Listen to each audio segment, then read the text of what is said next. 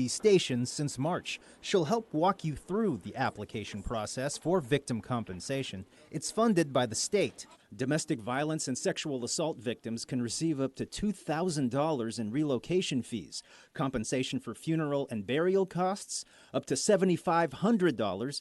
Medical and dental bills may be covered too. People don't know that we're here. A lot of people don't know that they can get these services. So many people have bills and collections that they can't pay. Victims can make appointments through the website or by using the newly launched mobile app. Use the system. You go to helpLACrimevictims.org. You'll be able to pull up our website, get information about our program, and put in a request for assistance to meet with one of our victim advocates in one of those locations. Search for Victim Assistance on Google Play or the iTunes Store. You'll be able to see our app and download it for free. I'm Gil Reyes for LA This Week. Appointments online or through the app can put you in touch with an advocate within 24 hours. A giant recruitment fair at the mayor's Getty House as Mayor Eric Garcetti seeks to fill more police and firefighter positions with women. Anna Marcos was there and has the story. These young women are trying on LA firefighter gear for fun, but recruiting, training, and inducting them into the ranks of the LA Fire Department and LAPD is serious business, as city leaders work to attract more women into these jobs. This mega recruitment event is one of Garcetti's many efforts to bring more women into traditionally male-dominated police and firefighter jobs.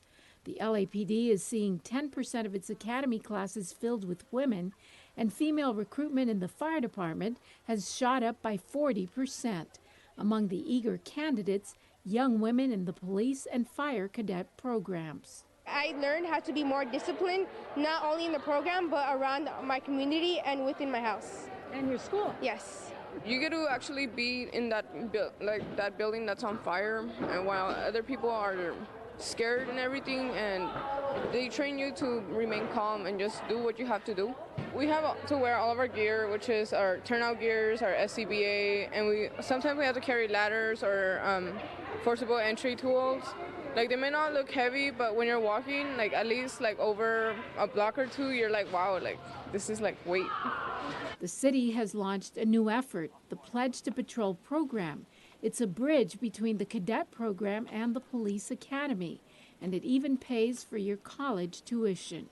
I'm actually starting the academy next month. I'll be the first one out of this program to start the actual police academy. We go and we work with detectives, we go on ride-alongs, we do a lot of community relations. You know, the detectives, gangs, you know, we see that there are people wanting to help people. So they have this drive, and I'm like, I want to be on that train too. Like, let me get on your drive. Females have a lot more compassion that they bring to the job. They bring a different aspect, like the communication side. And, you know, because guys can be a little rough around the edges, and it's like the girls can bring that compassion. And it's like you can do it like the guys, and you can even do it 2 times better than the guys. If that is true, the gritty jobs of patrolling the streets and saving lives are about to get extra doses of compassion.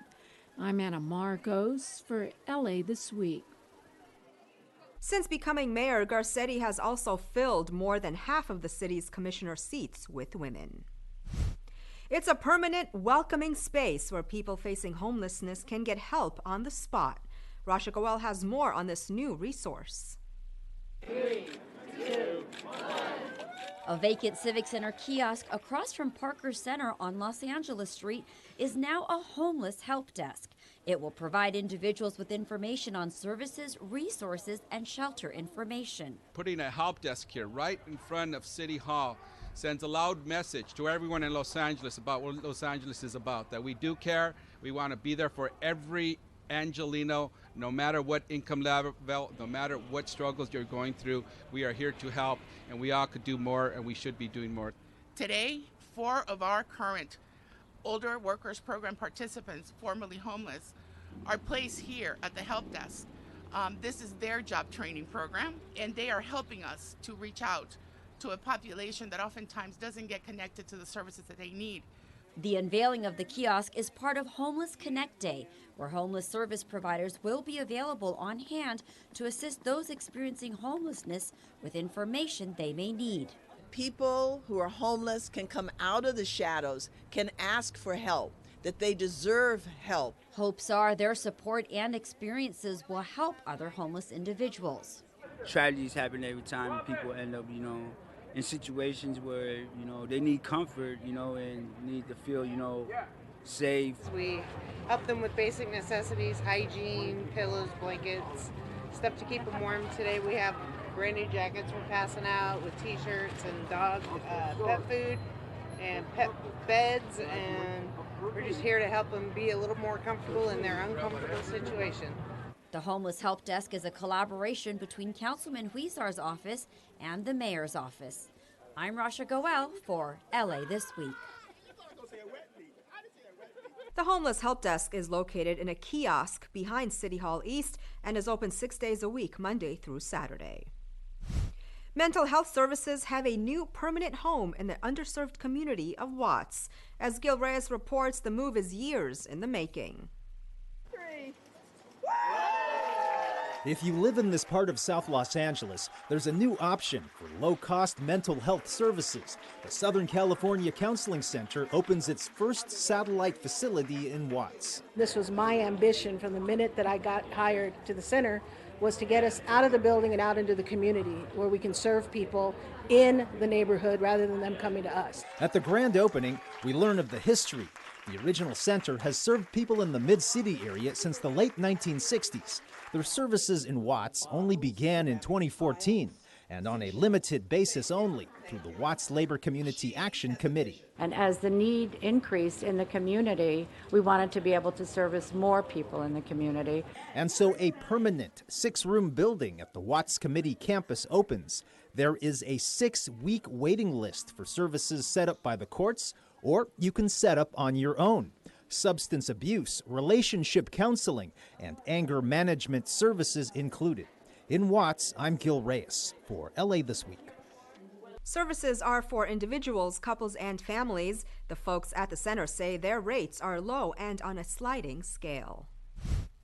We all know LA suffers from a housing crunch, and often tenants feel the pinch from landlords trying to raise rents or evict people illegally. But a free workshop in Council District 1 aims to change that. Anna Marcos has more. City leaders got an earful from residents at this housing and tenants' rights workshop and legal clinic. Apparently, there are a lot of rental and housing gripes in this area of Pico Union. The biggest one is that landlords want to kick out or evict their tenants to raise the prices. And of course, that's illegal. Within our community, we have about over 85% who are renters. And so there's a lot of compliance issues from landlords, a lot of filth in the buildings, rodent issues. A lot of the families are feeling unsafe. And so these are a lot of the issues that we're discussing.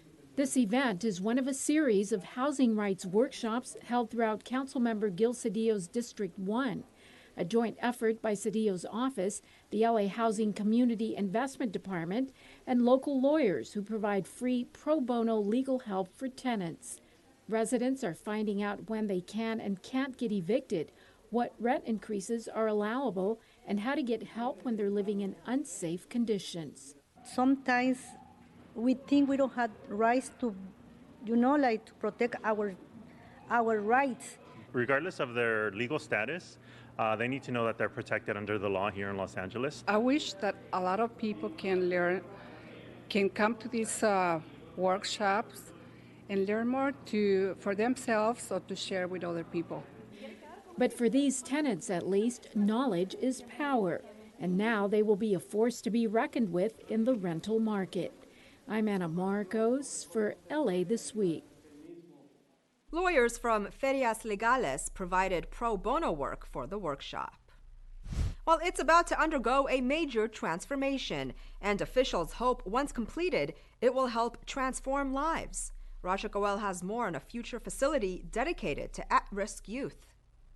This may be an empty garage, but soon it will be a renovated youth recreation center. This empty space is about to be transformed into dance studios, music studios, a fitness center, really exciting youth development opportunities for some of our most at-risk youth here in the East Valley. The project has been in the works for 8 years and been a pivotal one for the New Directions for Youth organization. The organization has been around for 43 years and has continuously worked to create a positive atmosphere for at-risk youth.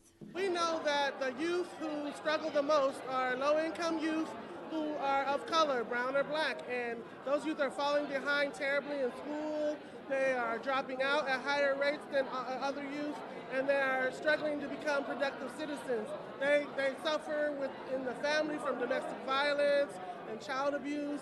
A lot of the youth we work with are in foster care. The new 5,000 square foot facility will help provide activities that also serve as a preventative measure to help these kids lead productive lives. I was very proud that we were able to get $600,000 in funding to make this project happen. And that's money very well invested in preventing some of these young people from falling into the clutches of gangs or substance abuse. It gives them an opportunity to really begin to build a foundation for a better life. He also says investing in the youth is part of a worthy long-term crime reduction strategy. I'm Rasha Goel for LA This Week. The new center will offer programs such as after-school tutoring, counseling, art therapy, life skills, and more. Families in Venice headed outdoors for a day at the beach, not to play, but to help save the planet. As Gil Reyes reports, you're invited too. The Geisler family is among the locals helping to pick up trash in Venice Beach. Keep the ocean clean and the animals alive.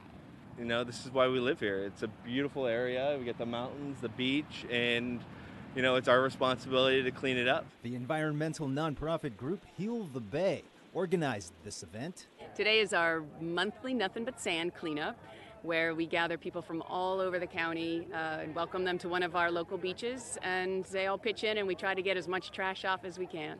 Around 15 years ago, Heal the Bay was lucky to get 100 people to show up. Today, the group says 1,000 volunteers typically attend.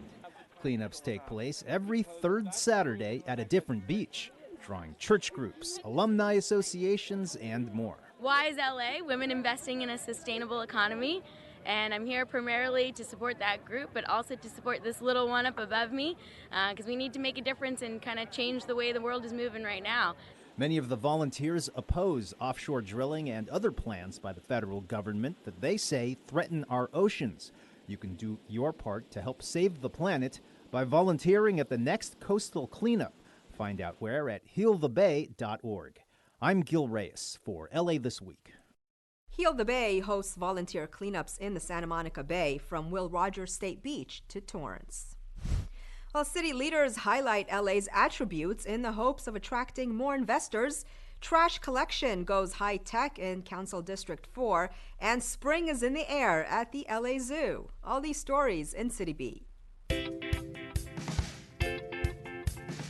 The City of LA held its 4th Regional Investors Conference recently. Several city departments were on hand and highlighted all that Los Angeles has to offer for potential investors. Mayor Eric Garcetti talked about advancements in basic city services, economic growth, and infrastructure. So if you want to see the face of the world today, come to LA. If you want to see the face of this country tomorrow, come to LA. Whether it's investments we're making in higher education, whether it's the 2028 Olympics, when the world will come here again. This is truly one of those great decades that will, I believe, lay the foundation for another 50 years of prosperity. Councilmember David Rue, the Bureau of Sanitation, and representatives from eCube installed the first of 5 solar-powered compacting trash bins on Wilshire Boulevard in the Mid-City area. Officials say the bins are not only a more sustainable way to keep Los Angeles clean, but use mobile technology like sensors to alert LA Sanitation when a bin is full for more efficient waste removal. With this technology, we can increase the capacity of waste collection, and also with the data with LA Sanitation, we'll be able to understand waste generation patterns and histories and ultimately increase the efficiency of waste collection. These sensors will save the city time, save the city money, and save the city energy. Families hopped into spring and had fun at the LA Zoo's Bug Bunny Spring Fling. There was plenty of activities on hand, including a seed planting craft station, a bunny education station, animal presentations, face painting, and spring dance. It's such a special experience for families to come here and connect with each other and nature and learn about wildlife here at the zoo and in the wild and what they can do to protect and safeguard wildlife and wild habitats. A senior center in Council District 9 is not only taking care of its older population, but it's also bringing seniors together. Rasha Goel has more. It gives us something to do and makes us reunite with one another and support each other. Kathy Brown is among the seniors who is excited for the grand reopening of the Estelle Van Meter Multi-Purpose Senior Center in South Los Angeles. Thanks to this center, seniors will have free access to information, resources, and activities that can help them live fulfilling lives. And we also have one of the most diverse older adult populations in the country. So what you'll see in the center is that you have African American seniors, Latino seniors, Caucasian seniors, other folks that live in this community coming here. Those seniors no longer have to stay home and be isolated, and they no longer have to travel a longer distance to find one of our other sites. The city's Department of Aging has been working with Councilman Curran Price's office in creating services at the center. The councilman was able to secure $500,000 in funding per year for operation of the facility. That's going to just help facilitate many of the programs that take place now in terms of the nutrition programs, the health programs, education programs. So it's going to really be an exciting center of operation. The senior population is a growing population in Los Angeles, and this is the second center geared towards helping seniors in the 9th District. Now, it's taken about 4 years to help create and implement a program that helps seniors here in this community. The center has been open for several years, but is being rededicated. It is named after Estelle Van Meter. She was a strong advocate for families and for kids, for making sure that the city, this area, part of town, received the services that it deserved, and that it was actively engaged in the decision-making process. And her work has helped pave the way for many here. And it gave them like a voice, you know, and help them to pay bills, help them to get around to different places like doctor's office, you know, appointments and stuff like that. So it's really a great thing. A great thing to know you can help bring fulfillment to the lives of others. In South Los Angeles, I'm Rasha Goel for LA This Week. There are 27 senior centers in the city of Los Angeles. Go back in time to witness an authentic Victorian fashion show, help keep one of our precious resources clean, and discover the unique flavor of Toluca Lake during an Earth Day celebration. All this in this week's Things to Do. Legend has it that a duchess was too hungry to wait for a late dinner, so she began an afternoon custom of enjoying a selection of biscuits and cakes with her friends. Queen Victoria learned of this activity and also fell in love with the idea. By the late 1840s, the royal household was hosting daily tea parties, which later became known as afternoon tea. Join the Heritage Square Museum for a Victorian afternoon tea and fashion show as it presents First Ladies of Fashion. Whether they're American, French, or English, First Ladies have always been fashion trendsetters. Some of the more notable American First Ladies, from Martha Washington to the most iconic and fashionable First Lady Jackie Kennedy, will be showcased. It all takes place April 14th from 11 a.m. to 3 p.m. at the Heritage Square Museum, located at 3800 Homer Street. For more, visit heritagesquare.org. One of the best ways you can help preserve the present and future health of the LA River is by joining a cleanup effort. The group Friends of the LA River and nearly 10,000 of its closest friends team up each year to beautify the entire length of the river, the largest urban river cleanup in America. For 29 years, the group and Angelinos have cleaned the Los Angeles River and protected our oceans from trash and refuse. Join the effort on Saturday, April 14th for the biggest urban river cleanup in the country. For more, visit folar.org. Greater Toluca Lake Neighborhood Council is hosting its 7th annual Earth Day celebration featuring Taste of Toluca. The event will be highlighted by a keynote delivered by Ed Begley Jr.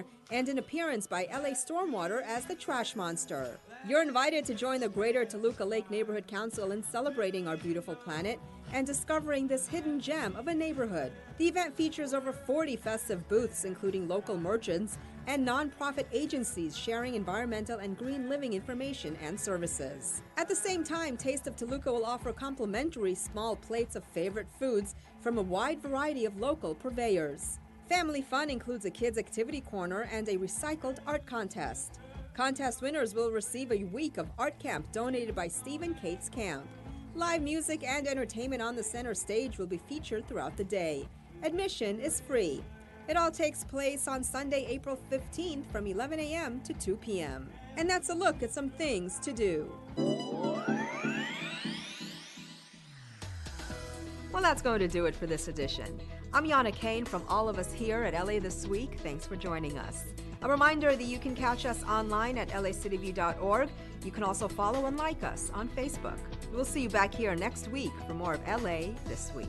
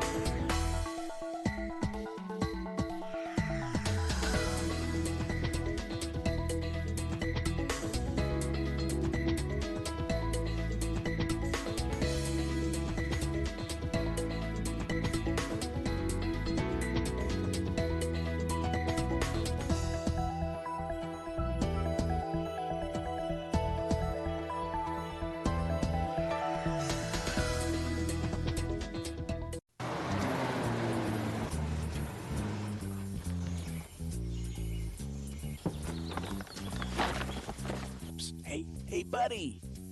You with the stupid hat. Come here. Closer. No parking! Do you know what happens when you park illegally on these narrow hillside streets? You block the street so emergency vehicles can't pass. Each year, homes are destroyed and lives are lost because of drivers like you who park illegally!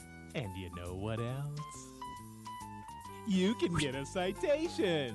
And you can be towed. Help us get to the emergency. The life we save just might be yours. How'd you know? The ball called. Hey, look out for the pothole.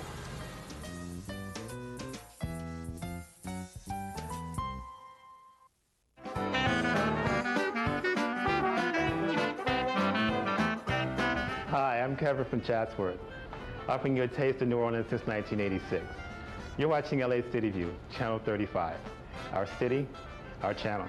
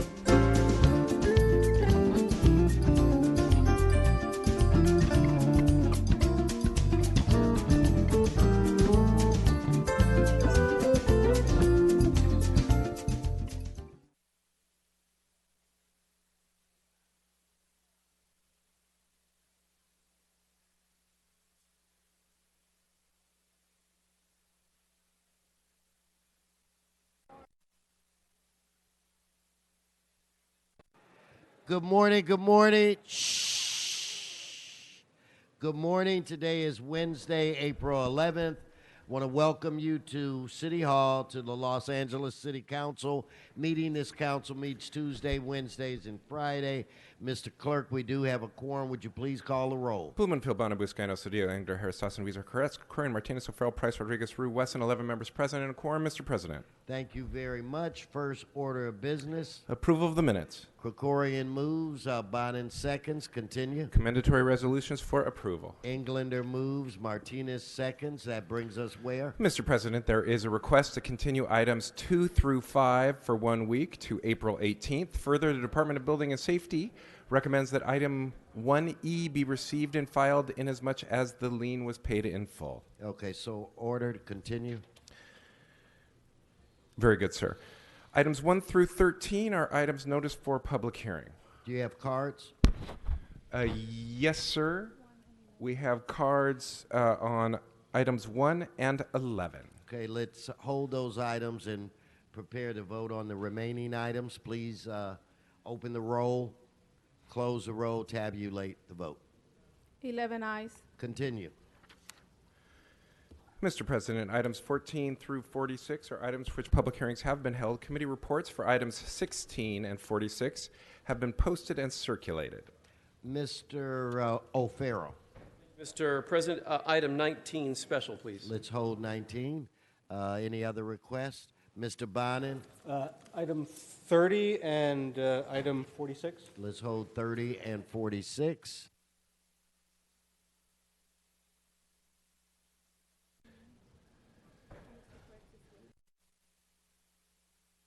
Item 16. Let's hold 18. Yes, 16 and 18. Let's prepare to vote. And in fact, we don't have to hold 16. So let's open the roll, close the roll, tabulate the vote. That brings us where? 12 ayes. Continue. Items 47 and 48 are items for which public hearings have not been held. 10 votes are required for consideration. Okay, so without objection, those items are now before this body. Mr. Cedillo. 16 forthwith, Mr. President, please. Okay, item 16 forthwith. Mr. President, on 47 and 48, we have cards on both items, sir. We'll hold those items and you can move on. Item 49 is an item scheduled for closed session. Would you like to hold it on the desk? I'll defer to Mr. Krikorian. What's your presentation? Item 49. Thank you, Mr. President. Item 49 is a settlement of a matter, a post-trial settlement of a matter. It's a routine matter that's been approved by Budget and Finance. Unless members have questions or concerns, that matter can be dealt with in open session, and Budget and Finance recommends approval of the City Attorney's recommendation. Okay, let's take that item up now then. Very good, sir. I don't see any questions or concerns. Mr. Clerk, maybe you should read the item. Yes, sir. Item 49 in the case entitled Graciela Herrera et al. Versus City of Los Angeles et al. There is a recommendation to expend up to $3.9 million in settlement payable in fiscal years 2017-18 and 2018-19. Okay, let's prepare to vote on that item. Let's open the roll, close the roll, tabulate the vote. 12 ayes, 1 no.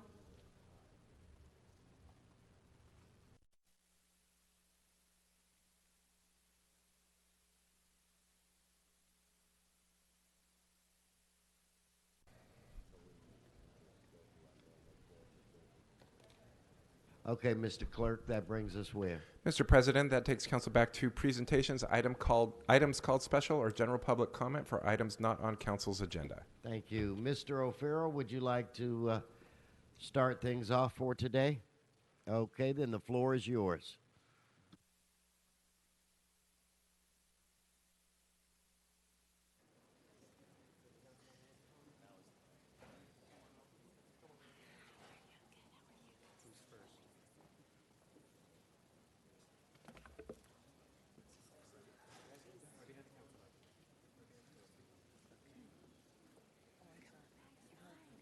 So after I see a report, I'm going to back up the newspaper.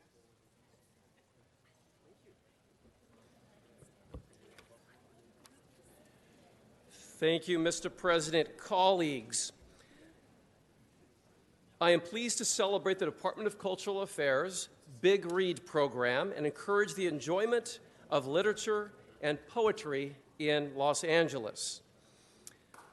To help us celebrate this year's program focus of racial understanding, acceptance, and the belief that each of us can make a difference, there is a group of 3 powerful singers who will deliver a musical message titled, "A Change is Going to Come." Without further ado, I'd like to welcome Sydney Davis, Cynthia Bass, and Wendy Smith for a brief a cappella performance. Ladies? Welcome, ladies. Please come forward. Let's give them a round of applause. Thank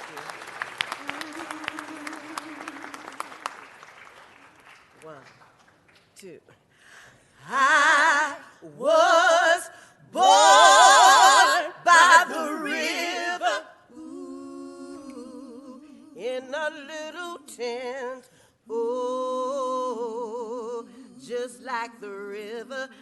I've been running ever since. It's been a long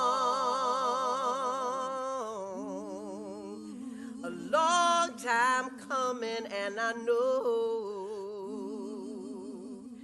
change is gonna come. Yes, I know, yes, I know. Ooh, change is gonna come. Yes, I know, yes, I know. Ooh, change is gonna come. Yes, I know, yes, I know. Ooh, change is gonna come. Yes, I know, yes, I know. Ooh, change is gonna come. Yes, I know, yes, I know. Change is gonna come.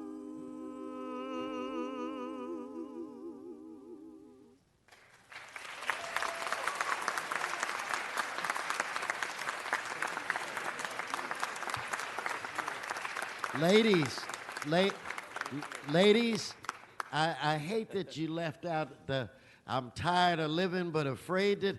I wanted you to just wobble the whole thing. Yeah.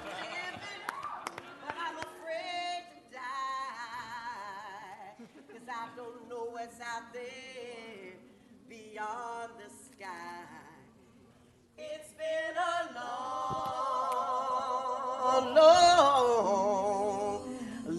time coming, and I know change is gonna come. Give them a round of applause. Because you got, come here. Mr. O'Farrell, back to you. Mr. President, I think you can just stop the proceedings now. I mean, what more needs to be said, really? All right, as President Wesson and yesterday our colleague Nuri Martinez, all of us are part of Embrace LA, which is an initiative that Council President Wesson and I began about a year and a half ago. And yesterday was the official kickoff of a week of hundreds of dinners across the city to really take a look at how we can come together as the most diverse society in the United States, the most diverse population here, and really set our biases to the side and open our hearts to seeing life through the lens of someone else. And in Los Angeles, we celebrate our diversity. And we have an opportunity like no other city to really shine a light on how powerful and incredible and the amazing potential that the diversity of Los Angeles brings. And that's what Embrace LA is all about. And Danielle Brazel and I were just speaking earlier, and this year's Big Read program is tied directly to that initiative. And I want to thank again one more big round of applause for the incredible talent we just saw from Sydney Davis, Cynthia Bass, and Wendy Smith. Thank you, ladies.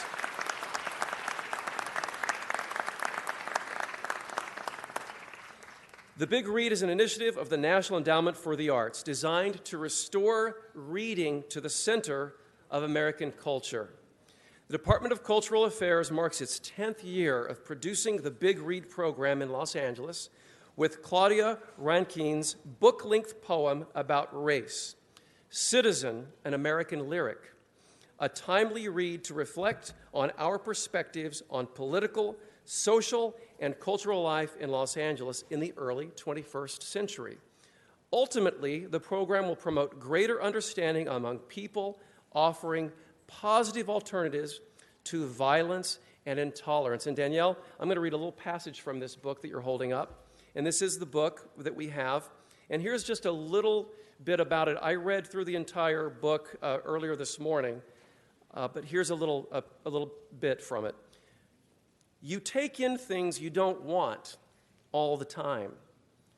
The second you hear or see some ordinary moment, all its intended targets, all the meanings behind the retreating seconds, as far as you are able to see, come into focus.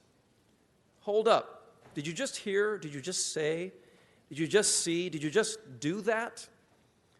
Then the voice in your head silently tells you to take your foot off your throat because just getting along shouldn't be an ambition.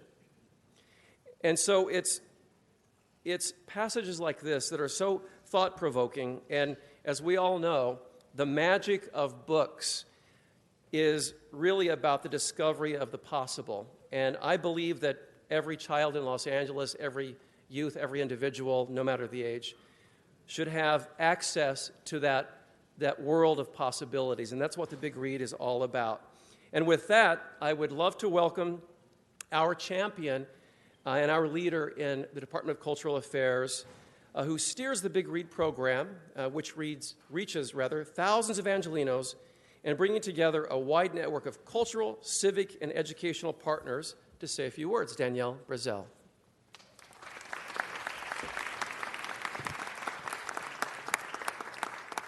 Thank you, Councilmember O'Farrell.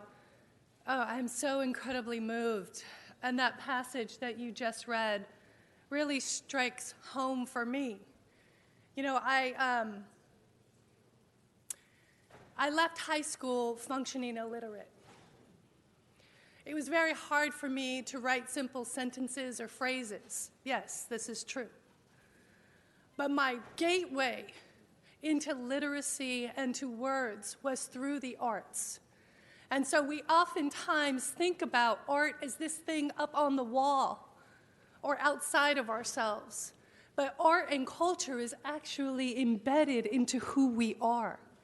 It is, in a sense, our way of learning. And it's our way of learning how to experience the world. So on behalf of the City of Los Angeles, Mayor Eric Garcetti, the Department of Cultural Affairs, I thank you for having us in our chambers, in these chambers today, because what this is doing is it's bearing witness to the fact that we have a couple hundred students here today. Make some noise.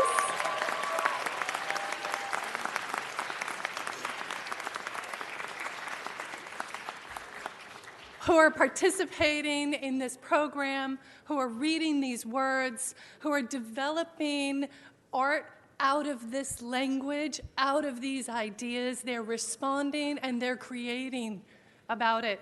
And I'm just curious, how many of you students stand up and just raise your hands of how many, is this the first time that you've been in City Hall? So I'm just curious. These are our citizens. And these citizens need to know that these are your chambers. This is your elected body, and we are here to serve you. Now I'm going to go to my script, but I'm going to be quick about it, because there's a couple little things I want you to know.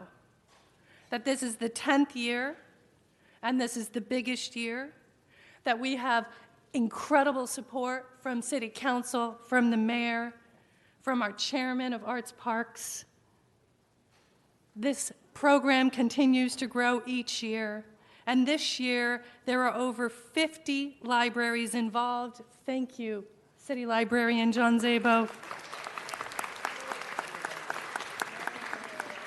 And we have distributed nearly 3,300 of these books. I also want to thank Joshua Feist, our national program Big Read partner, Janice Pober, and Sony Pictures Entertainment for her ongoing financial support. And also a special shout out to Ms. Glenna Avila, who is part of our Sony Pictures media work that we do with CalArts. And the students are actually going to be making short animation films in response to this book, at least. And the librarians that we have here are so incredibly committed to serving our young students and our families through this program. And last but not least, I would be remiss. I stand on the shoulders of the giants of the Department of Cultural Affairs and the team that put this together. Elizabeth Morin, you keep outdoing yourself, and to all of our partners.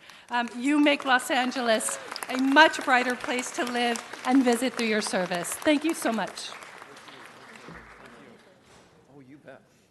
Thank you so much, Danielle. I think Danielle underscores the importance of all of us sharing our stories. That offers a greater sense of illumination about what this is all about. As Danielle mentioned, Joshua Feist, the Big Read Program Director of Arts Midwest, in association with the National Endowment for the Arts.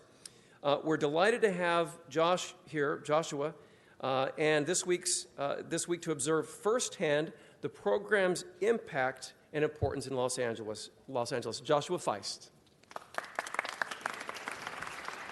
Good morning, everyone.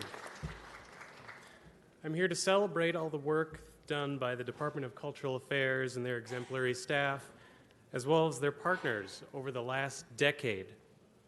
On behalf of the National Endowment for the Arts, Arts Midwest, and the NEA Big Read program, I want to thank the Cultural Affairs staff and their network of partners across the city for their efforts to nurture readership in Los Angeles over the last 10 years. Thank you. Since 2008, efforts of the city have delivered more than 2,000 programs to a total attendance of more than 280,000 Angelinos. I'm pleased to have the opportunity to participate this year firsthand.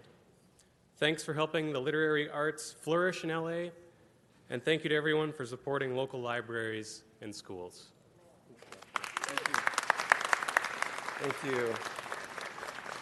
The Big Read program in Los Angeles brings together the city's arts and cultural centers with the Los Angeles Public Library. This year, 50 library branches are participating in the program and are hosting reading groups and by offering related activities. So I want to thank again our city librarian, John Szabo, who has been a fierce leader in this movement since the very beginning. Big round of applause for John Szabo.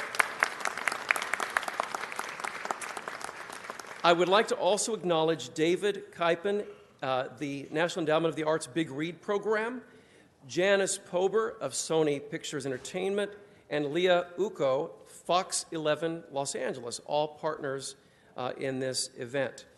We have a handful of LAUSD schools, as Danielle mentioned, but here's the schools. These are the schools they're from. Lincoln High School and West Adams Prep in Gil Cedillo's District Council, District 1. We have students from Verdugo Hills High School in Monica Rodriguez's District 7. Okay, so far they're number 1 in the applausometer. And then we have from Dr. Maya Angelou Comprehensive Community High School in Council District 9, Corinne Price's district here.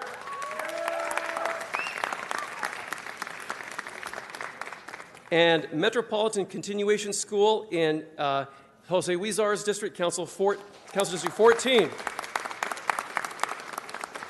We're also accompanied by the LA Mission and Douglas Center for Women and the Lincoln Heights Youth Arts Center.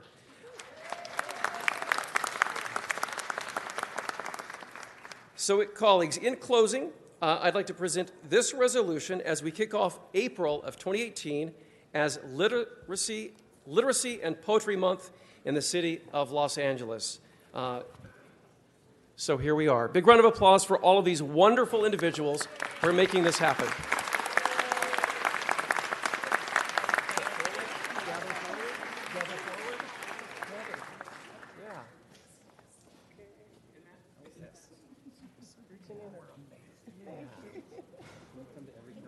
Yes, you can. Yes, there we go. Okay, hey Betsy.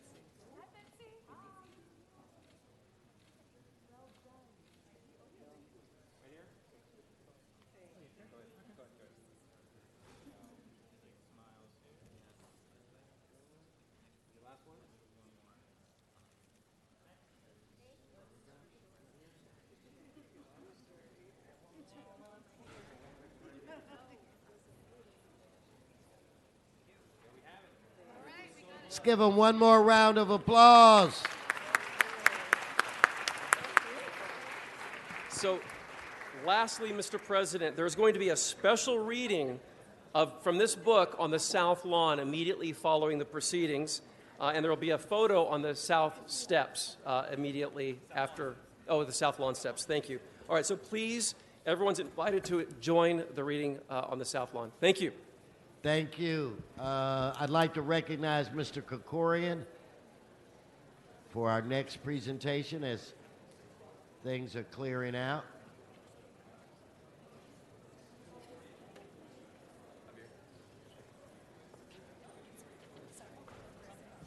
Might want to wait a minute, Mr. Yes, sir. Krikorian, and get a little quiet here.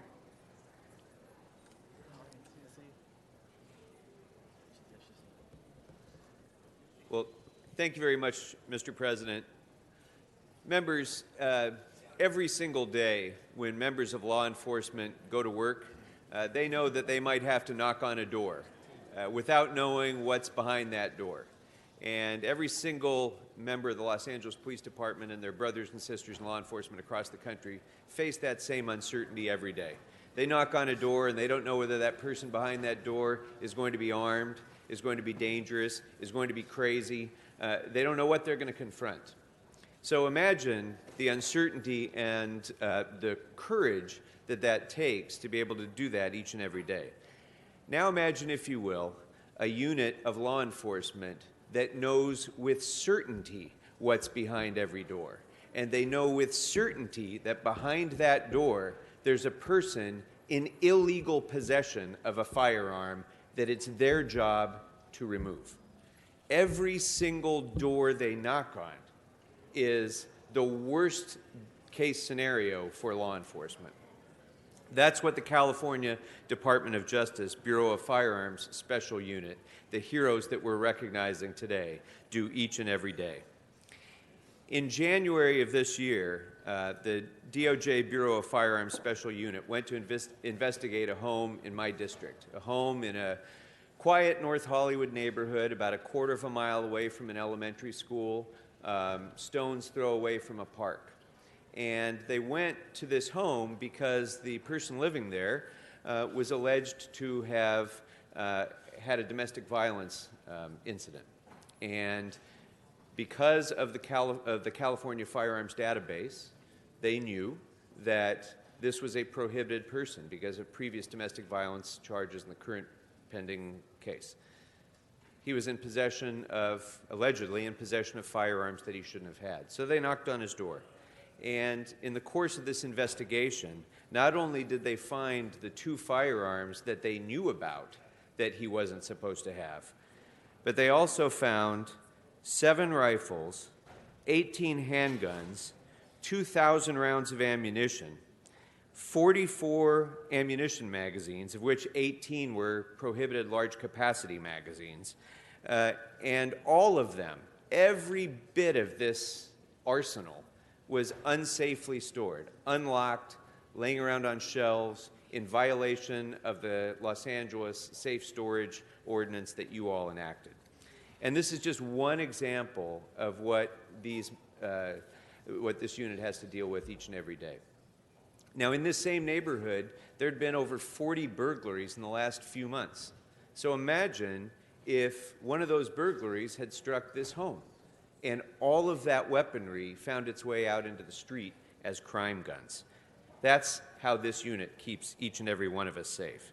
In 2006, California became the first state in the nation to create a database that actually cross-references firearm purchases against a list of prohibited persons, people convicted of crimes, people who have significant mental health, mental illness records, domestic violence restraining orders, and other sort of factors that statutorily prohibit them from possessing guns.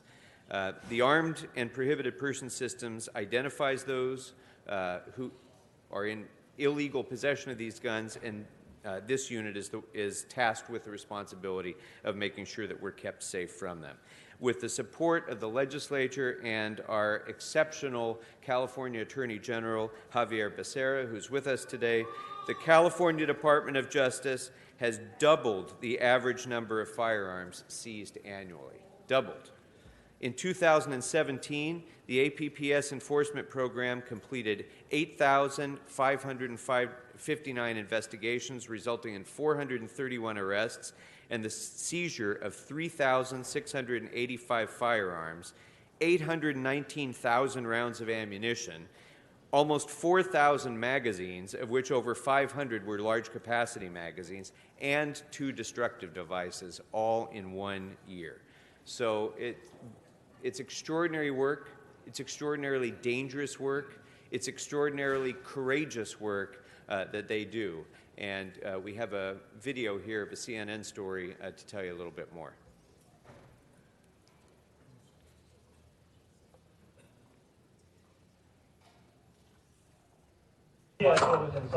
More than 6,000 rounds of ammunition. No bullet button. 3 semi-automatic weapons, a shotgun, and a pistol. One of the assault weapons was fixed with a bump stock.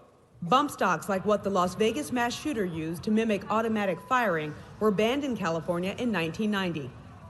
Altogether, it's an arsenal 57-year-old Timothy Pope is not allowed to have. I forgot they were even here, really. He was previously convicted of possessing a destructive device, a felony. Do you remember being notified and told that you can't have guns anymore? Yeah, in the court. How do you feel right now? Stupid. This bust coming at the end of the daily mission for these California Department of Justice agents who door-knock targeted homes in search of weapons in the wrong hands. Only in California do we have a law that permits us to seize these weapons. It's the only system of its kind in the nation. The Armed Prohibited Person System, or APPS, flags those who previously registered firearms but were later deemed unfit to own a gun after a felony conviction, violent misdemeanor, domestic violence restraining order, or found to be mentally unstable.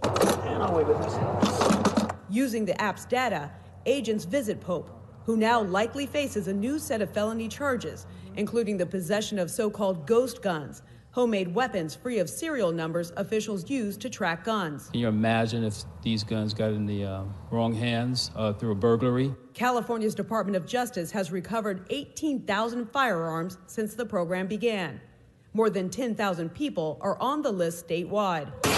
As the country is again embroiled in the gun control debate, some point out that APPS would not have caught the mass shooters in San Bernardino and Isla Vista, California. There are people out there who say, with all of the shootings that we've seen across the country, that none of this, the APPS program would not have stopped that. What do you say to that? I say that it's impossible for us to measure the success of this operation because nobody knows whether or not one of the guns that we seized would have been in the next mass shooting. Another concern for Second Amendment advocates, how well the database is kept up to date. And the people that are prohibited are appropriately notified and given ample opportunity to get rid of the firearms and ammunition so that they're not in further violation of the law. But after a night like this, these officers believe APPS is a good place to start and that other states should follow California's lead. Stephanie Elam, CNN, Los Angeles.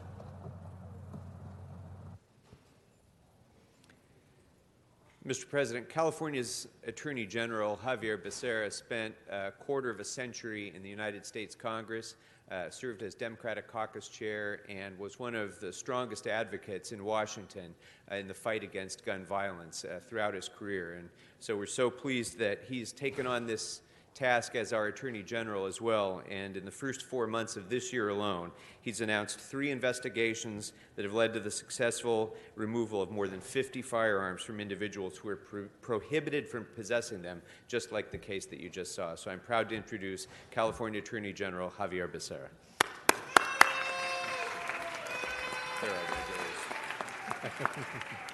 Welcome, sir. Mr. President, thank you to you and all the members of the council for this opportunity to be here on behalf of the special agents who do all this work. I want to thank Councilman Krikorian for doing the effort of letting the city council, the city, officially recognize the work that our agents do. I want to also thank our city attorney in Los Angeles, Mike Fuhr, for the tremendous work that he does, because after our agents retrieve these weapons, it's up to Mike and our prosecutors to go after those who are in possession of these weapons against the law. And so I want to thank Mike and his team for the work that they do to make sure that we can prevent these weapons from getting into the hands of the wrong people. I'm going to let our special agents, you saw Tony Liddell, our supervisor, who gave some remarks in that piece, the CNN piece. And also I want to make sure that Sam Richardson, who is one of our supervisors of these teams that go out and do the work, say a couple words, because they're the ones that really do the hard lifting. I think it is important to note this. In the years that we've had the app system in effect, with all the tens of thousands of weapons that we've recovered and the thousands of people we confront, there has never been one incident of violence. And as you can see, it's not an effort that's done by one agent. You need a team to make sure you are providing for that safety, not just for the agents, but for all the people involved, including, of course, the neighbors and those in the vicinity. So I just want to congratulate the work that the team at the Bureau of Firearms does every day. They do it without asking for attention, and they do it to make your life and my life a little safer. And so we owe them a great deal of gratitude for what they do day in, day out, sacrificing themselves. And for that, I'd like to then give a chance to both Tony Liddell and to Sam Richardson to say a few words. Ms. McAllister, and look, let's be quiet. It's your warning. Welcome, sir. Thank you, sir. Yeah, my name is Tony Liddell. I'm the special agent in charge of all of Southern California. And I just want to tell the council, thank you for having us today, taking up a little bit of your time. We get tremendous support from the County of Los Angeles in our efforts to remove firearms from those people that have shown an irresponsibility in their ownership. We're not here to take guns from people that rightfully own firearms. That's not what our program is about. We're taking guns from people that have lost their right to own firearms through the Second Amendment rights have been stripped from them through mental illness or having committed a violent crime and also engaging in some type of domestic violence. I think those are all very good reasons to do the work that we do, and we're proud to do it. We do it every day. It's not something that we take lightly. It's very dangerous work. We don't nearly have enough people to do it in the fashion we would like to do it, but we do get tremendous support from all the government agencies in the County of Los Angeles, and we appreciate that. Those are the people that work for you folks, so obviously you're doing your jobs and making sure that we get support across the board. I also would like to thank my boss, the Attorney General, who also supports us. We get incredible support from our Attorney General, Becerra. He's been with us about a little over a year now, and I've had the privilege of working this is my 6th Attorney General in my time with the Department of Justice. And the work and the commitment that he's shown us has been unwavering. It's been a dedication that I have not seen with any other Attorney General for our state, so I want to make sure I personally thank Attorney General Becerra for that. Again, we don't expect recognition for what we do. It's something we do every day. It's dangerous, as was stated earlier, but we're willing to do it, and we're just grateful we have the support for our people that are on the ground knocking on doors every day. So again, we just want to thank you for that. And it's always nice to be recognized, so thank you very much. Thank you. Thank you. Let's give him a round of applause. Thank you. Okay, Ms. McAllister, that's your last warrant, and Ms. Ramirez, you as well. Continue. No, now I'm going to have to ask you to leave. I already warned you twice. When you speak, I allow you to speak.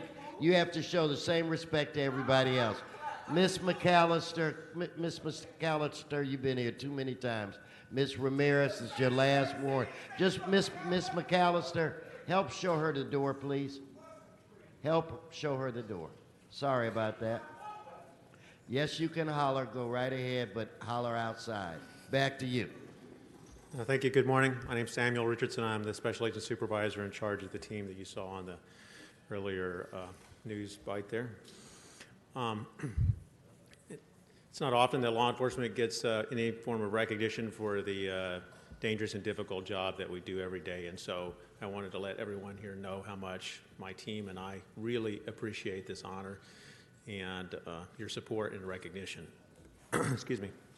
As I mentioned in the little clip earlier, it is difficult to measure the success of our job in ways other than how many firearms we seize and how many people we arrest who are prohibited from owning firearms.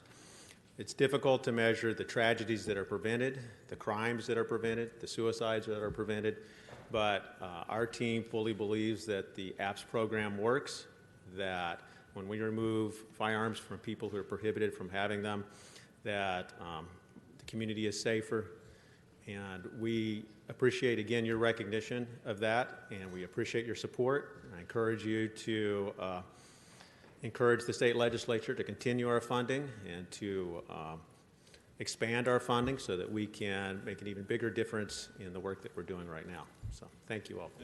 Thank you, sir. Thank you. Thank you, sir. Thank you. Thank you, Mr. President. Since the days that he was a member of this city council, our city attorney has been one of the nation's leaders in the fight against gun violence. When we were elected to the legislature together in 2006, he took on the charge up there, and we worked together on many of the issues that affect this very thing of prohibited persons having access to guns that they shouldn't have, and how do we let local law enforcement know about that? How do we make guns a nuisance so that local prosecutors like city attorneys can go in and deal with situations when landlords are intimidated, for example? We worked on those bills together, and since he's been our city attorney, of course, Mike Feuer has been a recognized national leader in bringing local prosecutors together around this issue, and so it's a great pleasure to introduce not only for his leadership on this issue, but also his prosecution of the violations of the safe storage ordinance that we all enacted, our city attorney, Mike Feuer. Thank you, Paul.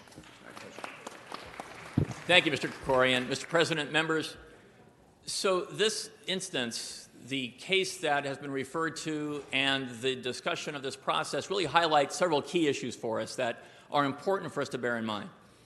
First of all, you saw on the CNN story the kinds of people in California who are prohibited from having guns, who this team makes sure don't have weapons. Compare that to federal rules. In most states around the country, violent misdemeanants are allowed to have guns. Under federal law, people who are the subject of temporary restraining orders for domestic abuse are allowed to have guns. At the federal level, if you're the subject of a temporary mental health hold, you're allowed to have guns. Here in California, the rules are different, and now in the national debate around gun violence, people are looking to California for what those rules are and seeking to replicate them. But those rules are only as strong, only as effective as the work that this team from the state, from the Attorney General's office, the Department of Justice does every day, this dangerous, incredibly important work.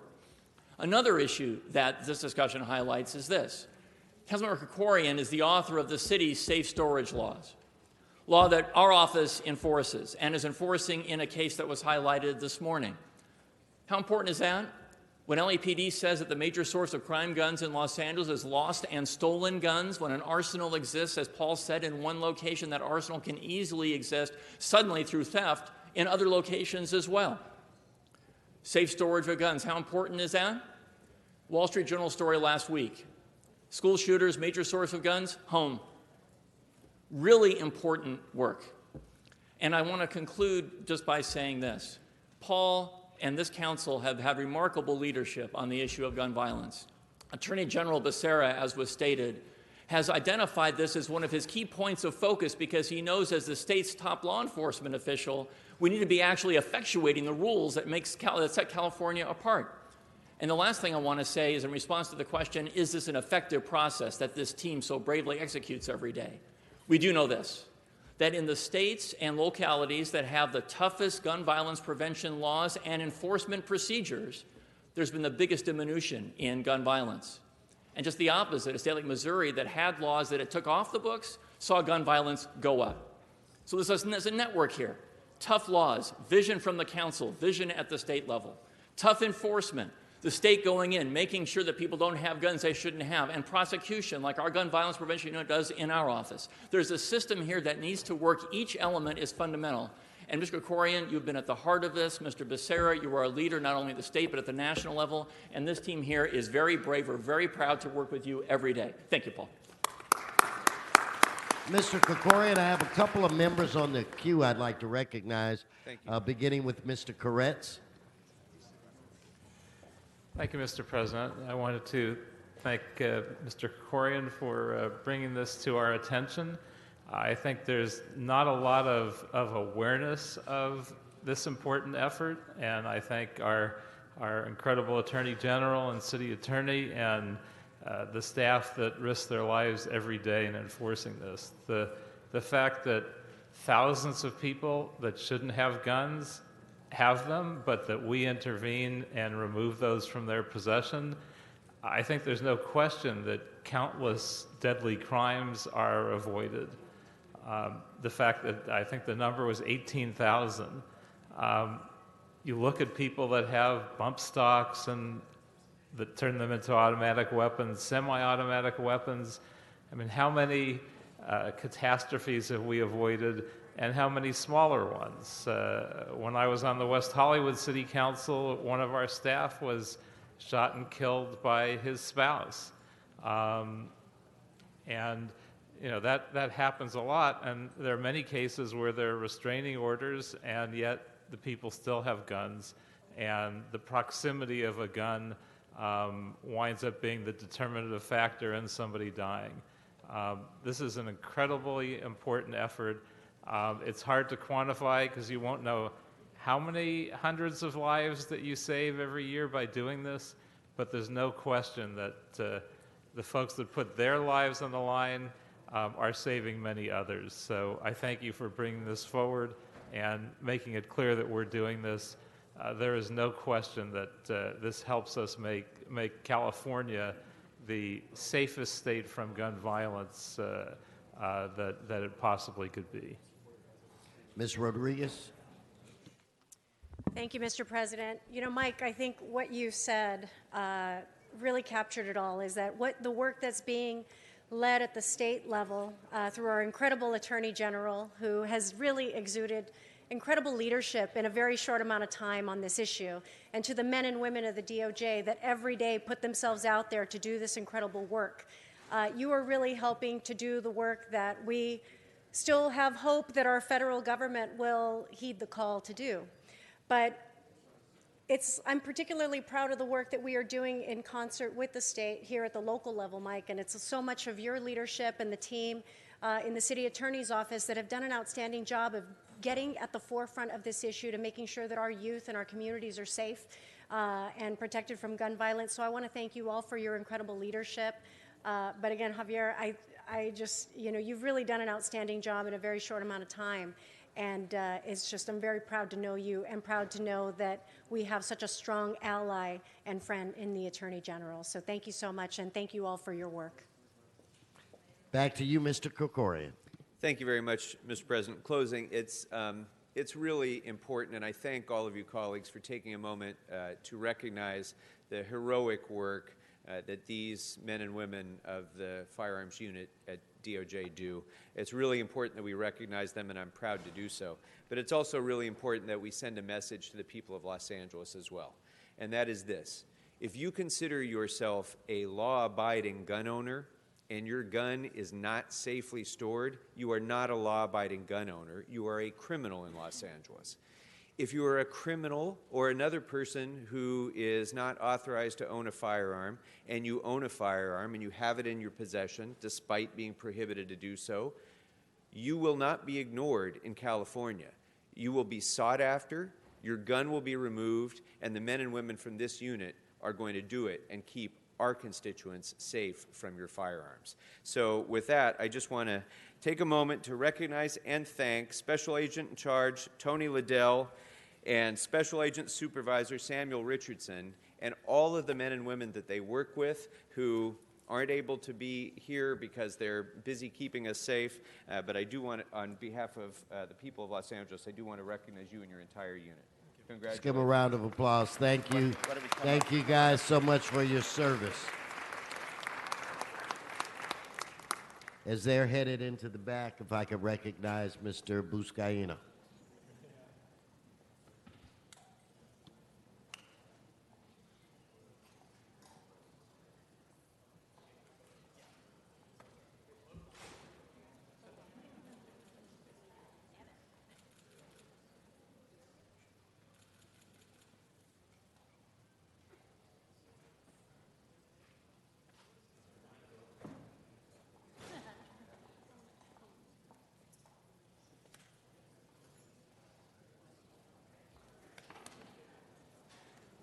Let's give another round of applause. Amazing work that our DOJ officers do. And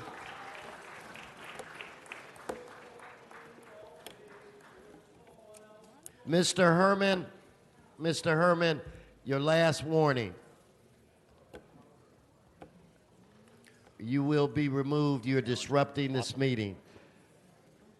In fact, sergeants, why don't you go have a conversation with Mr. Herman? thank you.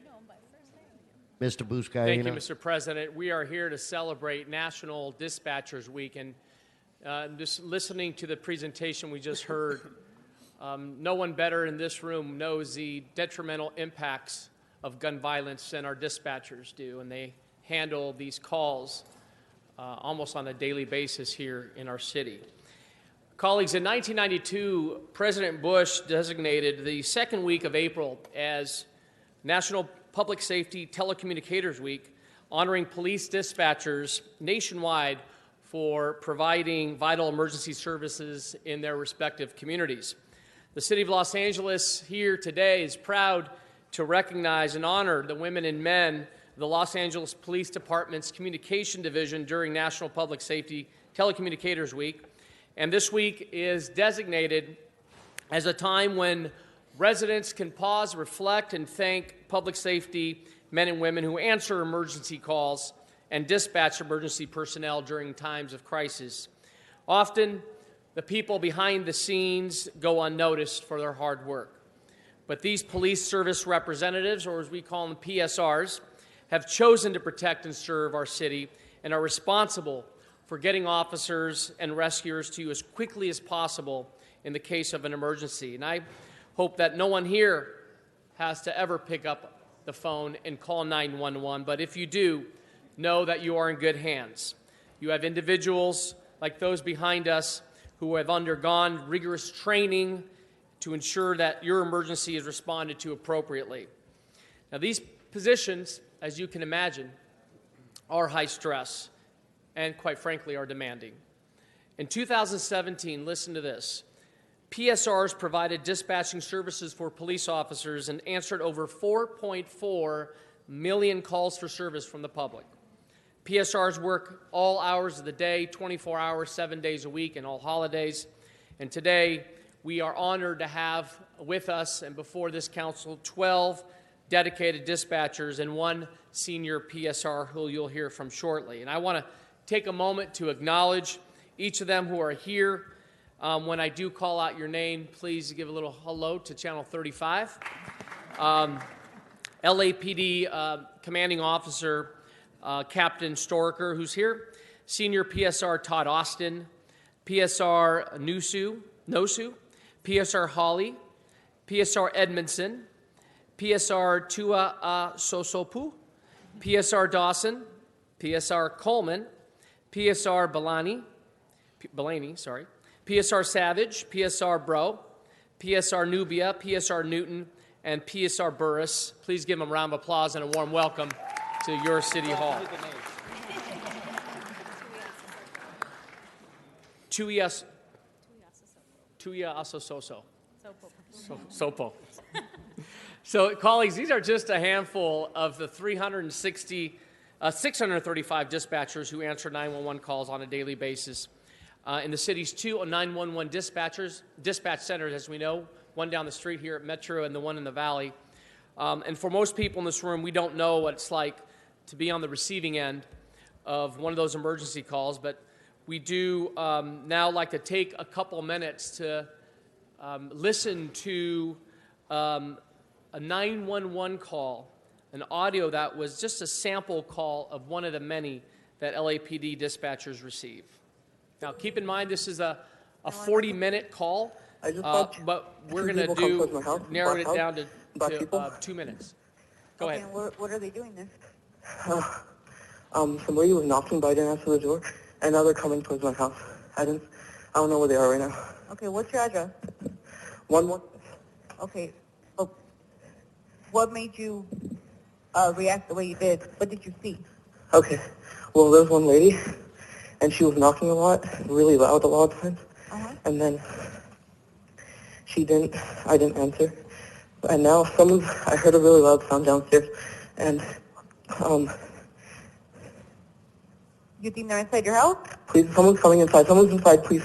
Can you go into one of the bedrooms, please? Yeah, I'm with my little sister. Please send help, please. How old are you? I just turned 18. Okay, go in the bathroom with her or with your sister.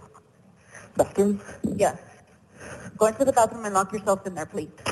I'm actually in a bedroom. My little sister's bedroom. Okay, stay in there with her. Stay in there with her, okay? Don't hang up on me. Do not hang up, okay? I'm going to stay on the line with you. Don't make any noise. 1 moment, okay? Okay. You're in the top story? I think they're upstairs. Okay. Try to be quiet, okay? It's okay. I have officers on their way. How long? Hold on. Don't hang up on me, okay? Let me talk to the officers. Hold on.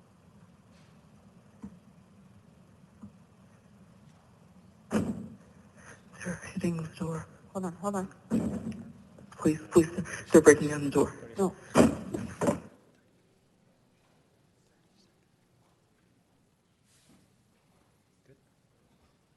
So, colleagues, we just listened to a break-in, which a brother and sister were alone in the house. The suspects ran as soon as they saw someone inside. The eunuchs responded quickly and apprehended the suspects. The dispatcher was on the phone with the victim for about 40 minutes because the units in the area went into a pursuit. And all 3 suspects were apprehended, and the caller and the sister were both safely recovered. That's just a taste of what our dispatchers go through. This call was one of the winners of the LAPD Dispatchers Annual Calls of Fame Awards, and PSRs can nominate themselves or others for exceptional situations, and then we all vote on the winners. And to my colleague on my right, Reserve Officer Mitch Englander, I know that we can both attest to the work that these dispatchers do each and every day, and they could be an RTO or PSR and work with the officers out in the streets. I'll never forget that January dreaded day in our city of February 1997 when I was in the police academy, and I was sitting through what we all will never forget as a North Hollywood shootout. And our DI at the time put us in a room. This was all was going down in the Valley, and listening to the calls for service and the PSR on the line, officer down, resources that were being brought in from all parts of the city, and I'll never forget the PSR who was so calm and collective, and knowing that you had officers that were shot, citizens that were shot. I will never forget that, and actually that raised my complete utmost respect for PSRs in my days in 15 years with the LAPD. So I would like to now turn it over to Council Member Englander and Chair of our Public Safety Committee. Mitch. Thank you, Joe.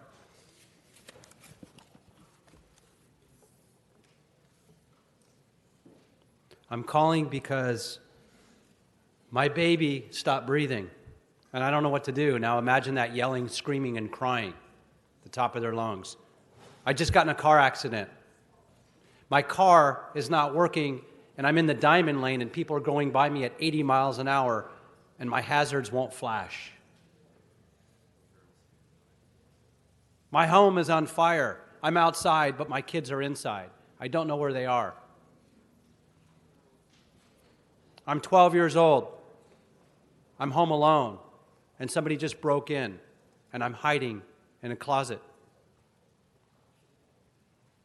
I'm 14 years old, and I've just been raped. I don't know who to call and what to say. Now imagine that in 274 different languages that are spoken here in Los Angeles. There are over 7,000 languages spoken on Earth. We have millions of visitors that come in every day. Imagine they're panicked. They can't talk. They don't have the breath. They're having a heart attack. There's shortness of breath. And there's dramatic language barrier in the worst time of their lives. Imagine showing up for work and picking up that phone, being on the other end of that phone. Now imagine doing that every single day for 12 hours, up to 24 hours every day.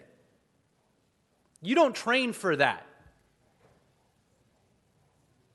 You have to have the heart and the guts. You've got to have the patience and the compassion. It takes a special and unique individual. Our RTOs, our PSRs, they're what law enforcement and firefighters call their heroes. We too have to have heroes. They tell us when we graduate the police academy, you have one tool on your Sam Browne that's the most important. Without your uniform, the most important tool is your brain and your voice. On your Sam Browne, it's not your gun. It's not your baton. It's not your handcuffs. It's not your pepper spray. It's not your taser. It's your radio. And it's not the 10,000 officers you have on the other side of that radio. In fact, most people don't even know this. We are not allowed to talk from one officer to another officer directly on a radio. Unless we're on Simplex, but we won't get into that. We have to go through them. We have to go through somebody who's going to understand what we're saying, quickly get help that we need, the resources on site, whether it's an RA because an officer has been shot, or we need an airship because we're chasing somebody in a dark alley, we don't know where we are, and we know they're armed. We have one call for help. That's all. It is with great honor and gratitude that we recognize not only the best and the brightest that this city offers and has, but what makes us unique and stand out nationally and globally as the best protected public safety city in the world is the backbone, is the support group, are the people that show up and clock in 24 hours a day to take those phone calls, to route the help that we need at a moment's notice. That's not even mentioning a major disaster. That's not even mentioning a major catastrophe, an active shooter situation, when the phone lines are ringing off the hook and people are panicked and frantic. So I've been on the other end of that call, calling 911. I know the rules, and I still can't manage to follow the basic instructions. When they're saying, "Sir, calm down, we need to know, where are you? What's your location?" You didn't hear me. We've been in a car accident. I heard you, sir. We want to send help. Where are you? And I'm finding myself arguing with them. You don't understand. We're trapped in the vehicle. Just send an ambulance. Sir, we need to know your location. Are you okay? Can you hear me? And they have so much patience. And that was just me. Thank you to you and your families. Let's give them a big round of applause for what they do each and every day. It's an honor to have them in our presence. And it's an honor to now bring up Councilmember Paul Krikorian to share a few words as well. Thank you. Well, thank you, Mr. Englander, and thank you, Mr. Buscaino, for your eloquent, moving comments about these heroic PSRs who really are the lifeline of the people of Los Angeles, and have been for a half a century now. And since that first call was placed in 1968 to 911, of course, much has changed. And I'm very pleased that Mr. Englander mentioned the huge diversity of Los Angeles and the challenge of having to respond to so many languages in these calls. But there's also people in Los Angeles who lack the ability to use a spoken language because they are hearing impaired or speech impaired. There are also others who may not have an opportunity to pick up a phone and make a call because they are in that closet, for example. They are in fear for their life, that any kind of sound will put their life in danger. And for those people, texting to 911 is now a possibility in the city of Los Angeles. And as of December 1st, 2017, Los Angeles joined the hopefully national effort to move 911 to next generation 911. And I'm pleased that we were able to lead that effort here in the City Council. And as of December 1st of 2017, mobile users in the city can now send text messages to 911. Call if you can, but text if you can't, is what the FCC advises us. And so far, this program is really working much better, I think, than anybody could have even expected. In the soft opening, it's already been overwhelming how many people are taking advantage of this opportunity. From October 2017 through March of this year, dispatchers have already fielded nearly 12,000 text messages to 911. With an average length of each text conversation being about 10 minutes. Now, what they are doing, like everything else in their work, is no small task. But they have embraced this new change, this new technology with competence and with passion, just like they do in every other part of their task. And for that, I thank all of the PSRs for embracing this new technology and for helping to lead the nation to make 911 even more accessible to more Angelenos who are in need. So thank you all very much, and congratulations for your great work. Thank you. Thank you, Mr. Krikorian. One thing that yes, one more. Just to all of you who heard that, when we first started and launched the text to 911, the new E911 system, so many people texted, "This is a test." Don't do that. It's working. So I just wanted to point that out. Thank you. Good point. Good point. How many of those did you guys get? Thank you. Dozens. So I asked earlier before we began to have a commanding officer of the of Communications Division, Captain Storko, to say a few words, and he said, no, this is not about sworn personnel. He deferred to the senior PSR, Todd Austin, who will now speak and represent all PSRs in the city. Mr. Austin. Thank you, sir. Good morning, City Council. My name is Todd Austin. I am a senior PSR with the Los Angeles Police Department Communications Division, where I have the awesome privilege to help manage the city's 2 police 911 dispatch centers, and more importantly, the 650-plus employees at Communications, most of which are ready to answer that call for help 24/7, 365. The City of Los Angeles is incredibly fortunate to have such a professional and dedicated force of public safety telecommunicators, always ready to take action when the call comes in. Whether it's a PSR, my colleagues here at LAPD, keeping a victim of domestic violence calm and reassured while the police are responding, or a firefighter paramedic at the Los Angeles Fire Department providing life-saving CPR instructions. A communications information representative, CIR, coordinating the response of officers to a suspicious package at LAX or the Port of Los Angeles, or a CIR at the Department of Transportation helping to facilitate multiple road closures during the LA Marathon. The city may have several job titles for public safety telecommunicator, but the one title they all have in common is hero. Some are heroes because they save lives, others because they were the voice of safety and security in a life-threatening or horrific situation, and others for their role in the seemingly impossible task of keeping Los Angeles traffic moving. Good luck with that. Regardless of their title or duties, these men and women play a vital role in public safety and in most cases truly are the first of the first responders. On behalf of the hundreds of PSRs at LAPD and our partner dispatchers at the city departments across our great land here, we thank you for bringing the spotlight to our profession and for honoring the individuals who have chosen to protect and to serve on the other end of the phone and the other side of the radio. Thank you very much.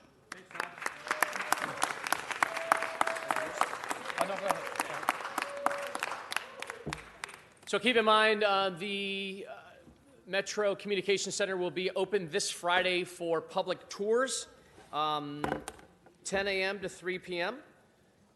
This Friday, April 13th. Will they be able to plug in and listen to the calls or no? Don't know about that. Okay, no, sorry. Scratch that. Come and visit our PSRs and show them your love and appreciation. This Friday, public is welcome. Open house Friday, April 13th from 10 to 3. So on behalf of the City of Los Angeles, our colleagues, the mayor, we recognize and pay tribute to our dispatchers in honor of the 2018 National Dispatchers Week. Thank you. How do you want to I've got challenge points for all of you as well. Thank you.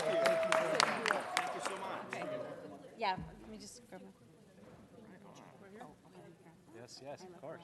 Okay. But I got challenge coins for you guys as well. Oh, great. Thank you. Should we just come in front of the podium, or we go right here? No, make no mistake. Oh, you're getting yeah, thanks. Mr. President, for the public's clarification, amending motions for 18, 18A, and 18B, as well as item 47, have been posted and circulated. Thank you. Let's take up item 19. We're going to take up item 19 at this time. If you please open the roll, close the roll, tabulate the vote. 14 ayes, 1 no. All right.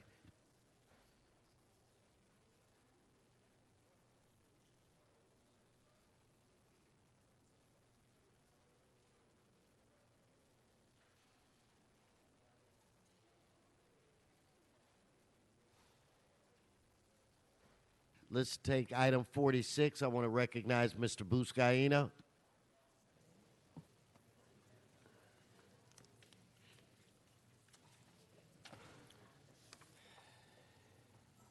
Thank you, colleagues. This item before you is an historic item. We have never awarded a $4.9 billion contract in the city's history. The airport of the future is coming to Los Angeles. And it's coming here with a timeline by 2023. And there are, this procurement process will stick to this timeline moving forward. It's a given fact that it's painful driving in and out of LAX. And the automated people mover, which is before you today, will ease that traffic pain. And with the approval of the automated people mover, going to LAX will never be the same. No longer will we have the burden and stress of going in and out of that horseshoe. LAX, LAWA, conducted a model procurement process. This is an innovative P3 model. And this RFP is an RFP that should be modeled by all city departments. Innovated, design, build, finance, operate, and maintain. The developer shares much of the risks that normal design build or design build project delivery models. Bids were graded on a technical merit and cost, but what's great about this bid that's before us and the award that's before us, that is received the highest technical score, but at the lowest cost by more than $700 million. And there were no protests. And we heard it in committee yesterday, unanimously approved.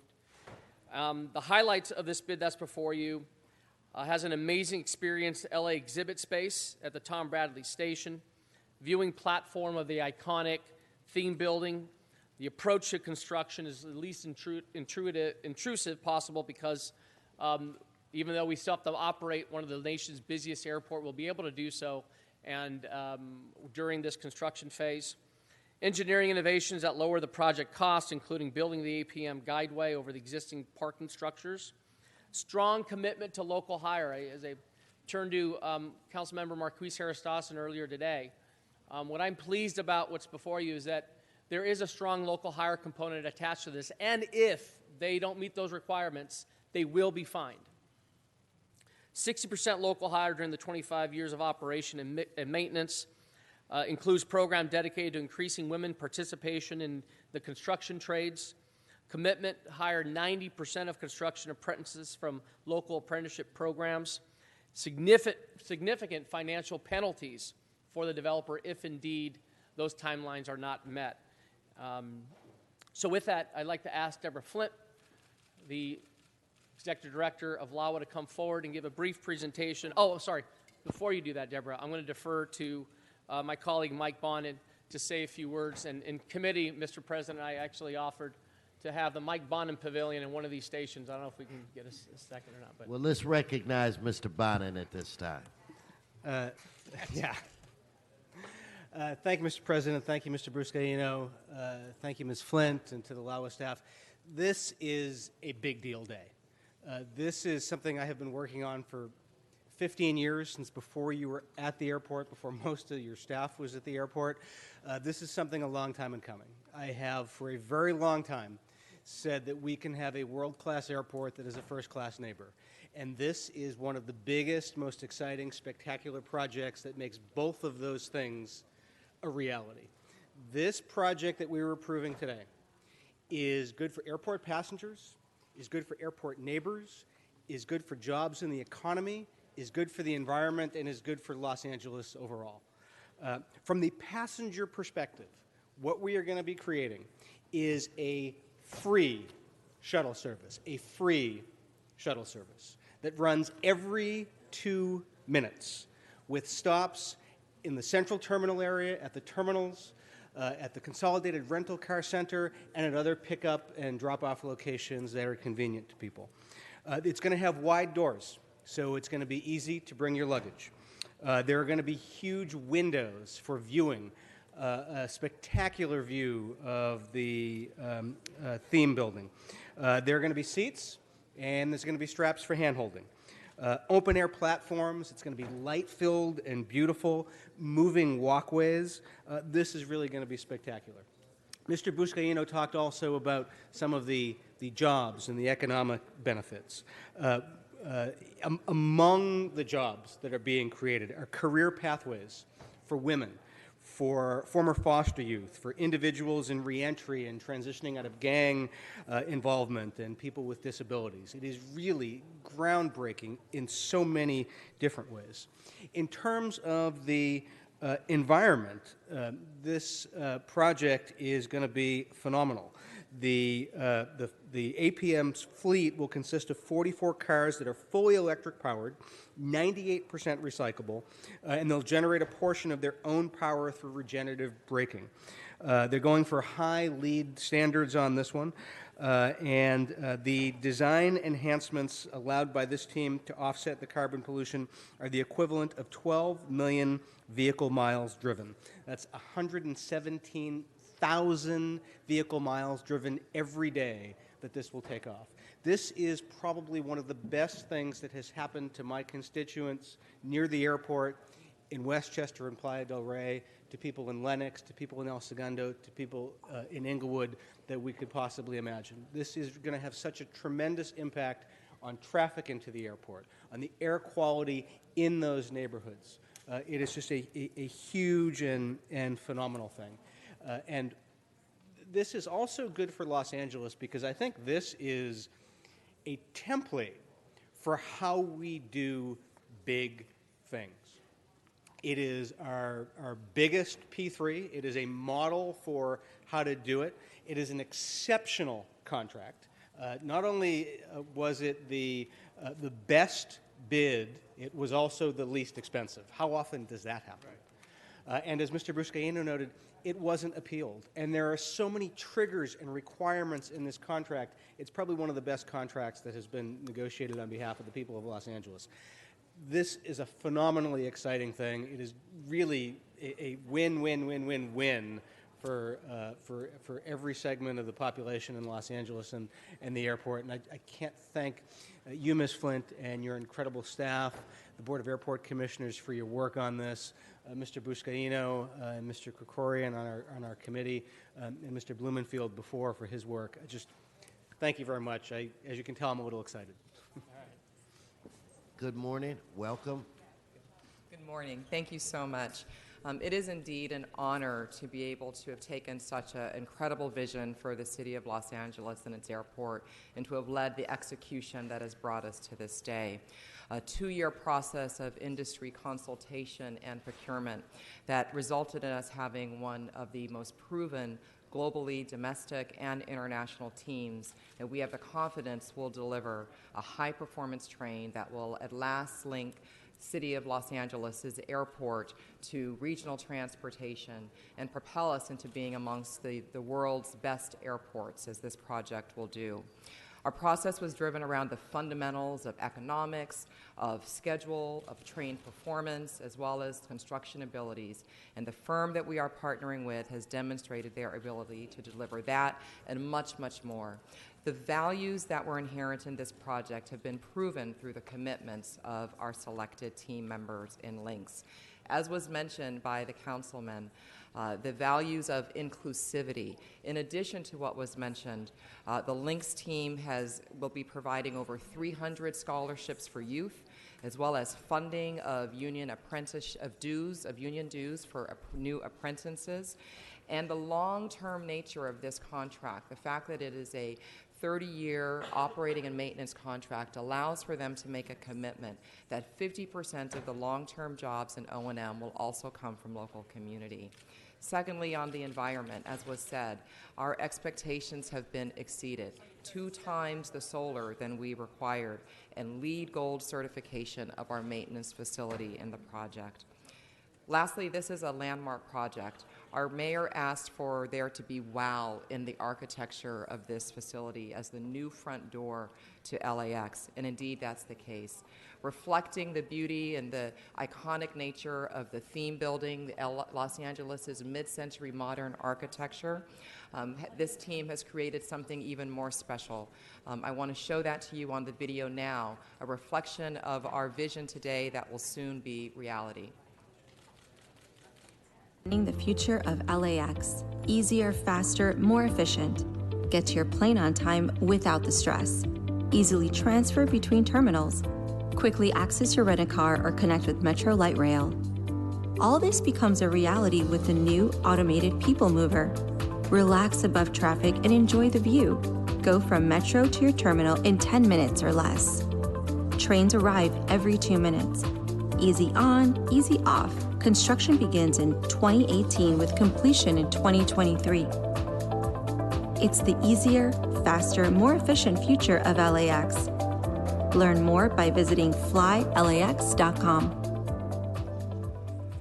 I am more proud of this moment because it was not easily achieved. The execution itself, many have commented that it's rare, it exceeds expectations that there were not protests on this project. Even more so, the commendations that we have received for having a fair process, for having maintained competition in the process, and having the results yield both the fundamentals that we expected and even more about the values that we know are important to this great city. And having done so and achieving these objectives says to us that our intentions, the mastery of the team to conduct the process in this way with the strategy, the deliberateness, and the effort and hard work has yielded something more than what the city set out to receive, and we are incredibly proud of that. We have much to do in the years ahead to fulfill both our responsibilities and our partner and Lynx responsibility on this project, but my commitment is that we will execute at this level for the remainder of this project and for the big and significant plans we have still yet to undertake for the transformation of LAX. Thank you for your consideration here this morning, Council. Okay, Ms. Flint, let me just say to you and your team, well done. With that said, members, let's prepare to vote on this item. Madam Clerk, please open the roll, close the roll, tabulate the vote. 14 eyes. All right, that is approved. Good job. Big fucking deal. Let's now move to item 18. We have a visitor with us today. If I could get our city attorney, Mr. Fuhrer, to come forward. It's my understanding, sir, that you have some remarks that you'd like. Mr. Fuhrer. That's okay. This is fine. You're fine? I'm fine. Okay. Easy. Go right.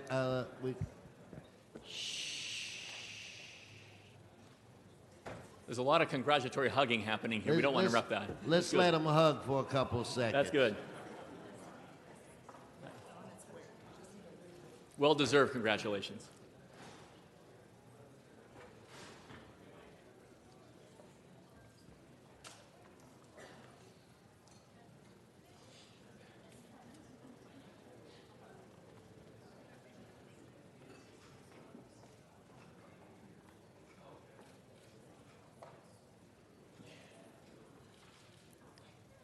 Okay, we got work to do. Go on. Back to you, Mr. Fuhrer. Thank you, Mr. President. Members, for the opportunity to speak very briefly this morning.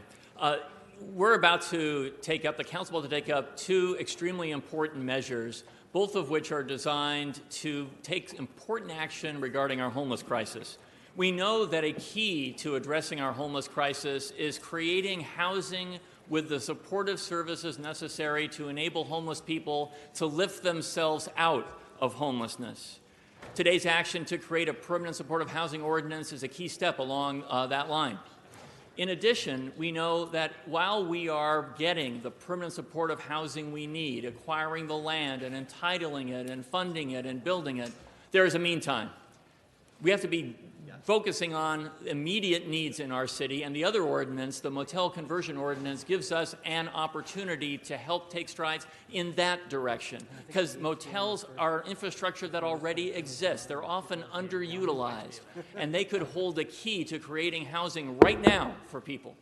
So we know there's interest among motel owners in this. At a town hall meeting, dozens and dozens of motel owners came to express interest in converting their motels into this form of housing. And they're soon, with this action by the council, going to have that opportunity. And I anticipate there'll be other opportunities to bring those owners together to further ignite their interest. I want to say something about teamwork as I conclude. This is the quintessential teamwork moment on that ordinance in particular, on both ordinances. I want to thank our planning department, especially Claire Bowen. I want to thank the CAO's office, Miguel Santana with his leadership, and under Rich Llewellyn's leadership as well. LA County is integral. They're providing the funding to enable these motels to function in this way. Justin Day there has been instrumental. Our Building and Safety Department, Frank Bush, is here to express his support for this effort. Joe Patel, who is here in the audience, was the president of the Apartment Owners Association when this idea was coming forward, and he brought together dozens of his colleagues who own motels and is continuing to be involved. Capri Maddox, my special assistant, devoted hours and hours to convening dozens of meetings on this issue, and Amy Brothers in our office for her work on the ordinances. Mr. President, members, the council's action today is pivotal to moving forward. It expresses the kind of teamwork that shows us in Los Angeles the capacity we have if we join together to grapple with this crisis. And I want to thank the mayor for his role in supporting these ordinances as well. Thank you, Mr. President. I appreciate the opportunity. Thank you, Mr. City Attorney, for coming over and giving your point of view. I'd like to recognize Mr. Huizar now. Thank you very much, Mr. President, and thank you all for everyone who has stepped up to address one of the most important issues of our time as council members. And I like to think that as we move forward, that we're getting more creative, more innovative, and really putting the attention that this issue deserves. And quite frankly, it wasn't until just a few years ago that the city and/or the county wasn't doing much proactively. The city itself, our policy on homelessness was to react to the latest lawsuit, to come up with a settlement, to just react to that as opposed to being proactive. But in 2016, under the leadership of our council president and Councilmember Marquise Harris Dawson and my Councilmember Bond, who also asked for a permanent homeless committee for the council to talk about and think about homelessness each and every day. And that's what we're doing. And from that committee, we got the homelessness strategic plan, the city's first ever strategic plan, so we know the direction we're going. So we don't have one policy here, one policy there, and just a haphazard things coming at us that we're not really sure how we're going to address this issue. We adopted that strategic plan, and one of the first things we did that the Chamber of Commerce and also the United Way asked us to do is to have a housing policy first. A home first policy, which means that we focus on putting individuals and housing as a priority. So we passed Measure HHH, which will provide $1.2 billion to provide 10,000 units of permanent supportive housing over 10 years. But that's the long-term plan. We have a long-term plan in place. What we need to do now is more immediate things and policies and issues to put people in the housing and shelter right now. And that's what this ordinance does. It allows private property owners who own motels to, by right, convert their motels to provide services on location and not go through all the bureaucracy of getting permits to do this or that, but makes it easier and quicker for them to convert their properties and provide shelter immediately. This is one of the most quickest, fastest things we could do for people who own private property. On the other hand, we have other issues that we've identified in the strategic plan that ask private property owners to look at warehouses or other properties they own so that we could convert those more easily, and we're working on those right now as well. So I want to thank everyone who's worked on this, and more importantly, what I want to stress today is that this is one of many issues that we're now implementing in our strategic plan, that we know where we're going, and these are more short-term things, or now that we have the long-term plan in place, things that we can do more immediately. I want to thank the city attorney for taking up the flag and making this a priority in his office, along with our permanent supportive housing ordinance that we will adopt soon that will allow us to more quickly and easier move through applications through our planning department. So thank you so much, colleagues, and this is one of many other efforts that we're doing, and let's not lose our eye on the ball. There's much more work to be done. Thank you so much. Thank you. Mr. Harris Dawson. President, and thank you, Mr. Huizar and City Attorney Feuer, for bringing us to this point today. Just this morning, as we gathered to talk about these issues, I was reminded how important it is to mark the milestones in our long-term battle to end homelessness in the city and county of Los Angeles. We've taken a lot of key steps, but big things take key steps, and today we take one of those leaps that is important to stop and mark. The motel conversion ordinance is particularly important to us.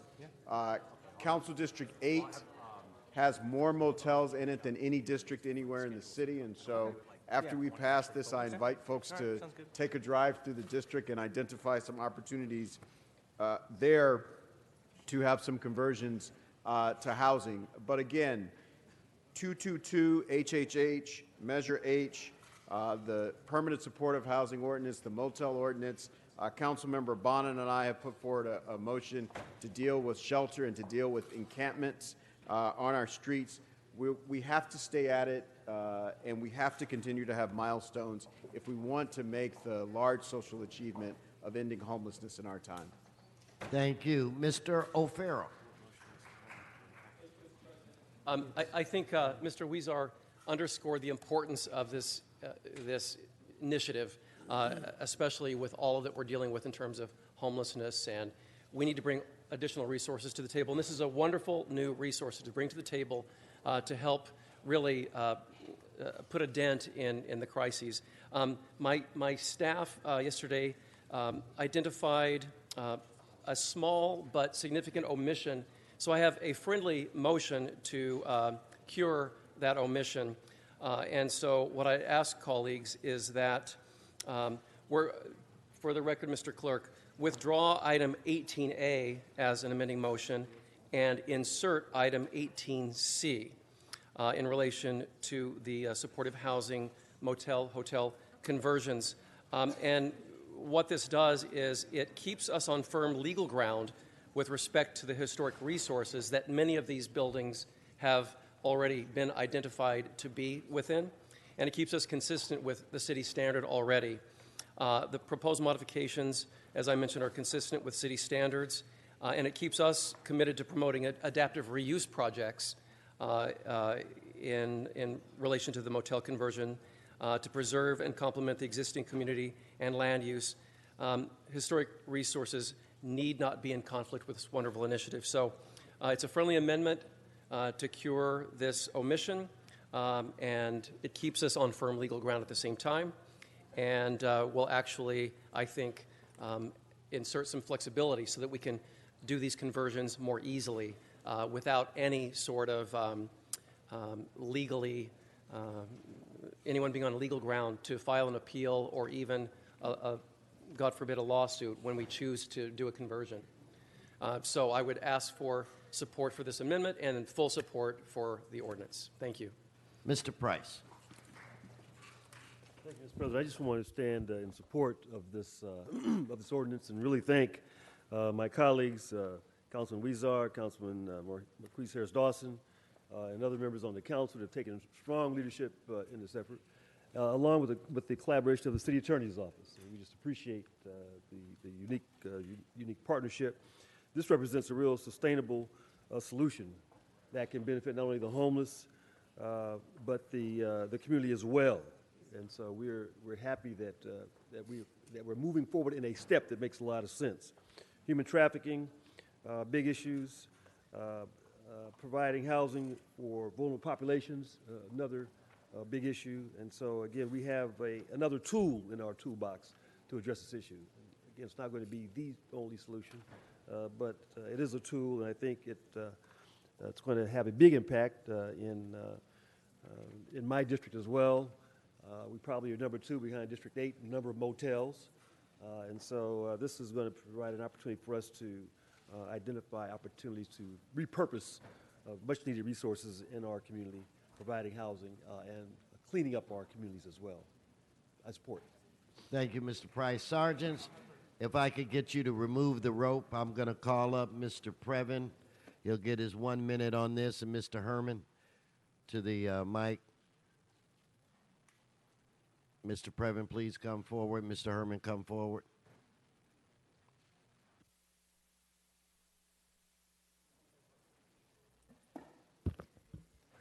Thank you, Mr. Graciano. It's Eric Previn from CD2, and what an exciting day, both for the people mover and all that, but item 18 today. Now, this is the motel conversion one. Mr. Fuhr just gave some very moving remarks. 18A came out, and this made clear that historically special places would be take a closer look, and then it would be decided if they could move forward by the register. Today, we've had several. There was a B, which I couldn't quite catch. They're doing a very diligent job, but it's hard to keep track. And then finally, 18C came forward, and then we've discovered that what they cut was the language referring to the code 22.171.7, which I have to be honest, I have to look it up. But who cares? The point is that we want to protect historical landmarks, and we want to move forward, sir, and I know you're in Mr. Marquise Harris Dawson, his district, with converting some of these available motel conversion units into permanent supportive housing. So this is what we've been after. So Thank you. Mr. Herman? Mr. Herman, please come forward.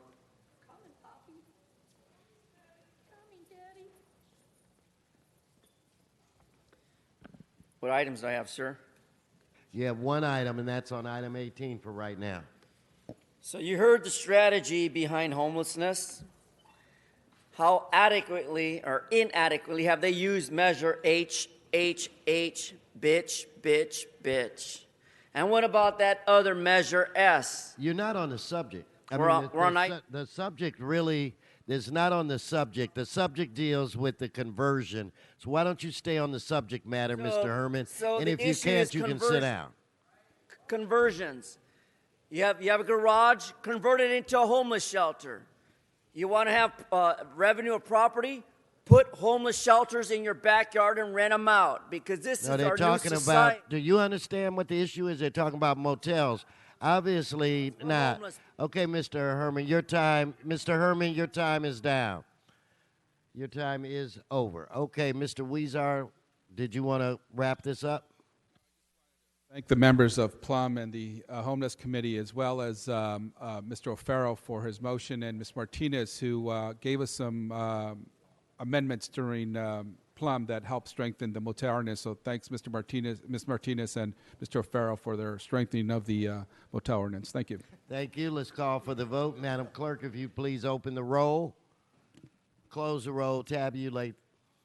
13 eyes. Okay, that's approved. Let's move forward now to item 47.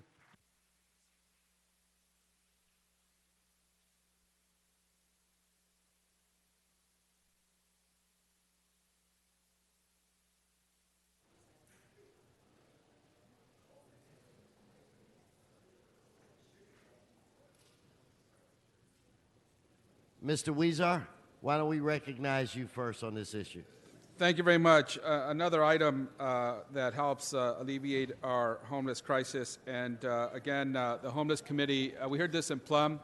The Homeless Committee waved it out after we had heard it. And what this will do is reduce the need for applications for permanent supportive housing to go to site plan review now under a lower threshold. It does several things to reduce zoning requirements where they could be cited. It gives building incentives, reduces parking requirements, and it allows more of these to be developed in public facility zones. Overall, all this technical stuff really comes down to this. It's the permanent supportive housing applications go through our planning process a lot faster and for less cost. That's what this really comes down to. And it's something creative that the planning department came up with as we are looking for ways to expedite these projects. So thank you very much to our planning department, and thank you very much for your support. Mr. Koretz. Thank you, Mr. President. And I don't want to delay this important ordinance, but a question has been raised as to whether this creates a streamlined process for demolishing RSO housing to build PSH units for the homeless, thus possibly displacing tenants and making them homeless, which is somewhat self-defeating. I'm not going to ask that we hold it, but I want to raise the question and that suggests that if we could look at this issue expeditiously and see if we find that it needs to be amended to take this matter into account. So I'll vote for this today, but I would ask that we review that one concern. Mr. O'Farrell. Thank you, Mr. President. This is another wonderful initiative. I've introduced another friendly amendment on this one in collaboration with Mr. Huizar in the Department of City Planning and the City Attorney's Office, and co-introduced it with you, Mr. President. And what this does, this amendment strengthens the provisions found in this ordinance with respect to culturally significant tribal resources at project sites. As many of you know, my office works hand in hand with Los Angeles City County Native American Commission to respect historic and culturally significant finds, and their importance cannot be underscored enough. This amendment keeps the city with this ordinance in compliance with our own municipal code regarding the discovery of artifacts in any construction sites. And so that's just another, effort to keep us on firm legal ground with respect to the artifacts that may or may not be found on any construction site. So I hope you'll support this friendly amendment and, of course, this wonderful ordinance. Thank you. Okay, so what I'm going to do on this item, even though we've heard it and we've taken public comment, I'm going to open up public comment on this issue for an additional 10 minutes, 1 minute each. I want Jamie Hall, Gary Tobin, Olivia Lee. Please come forward.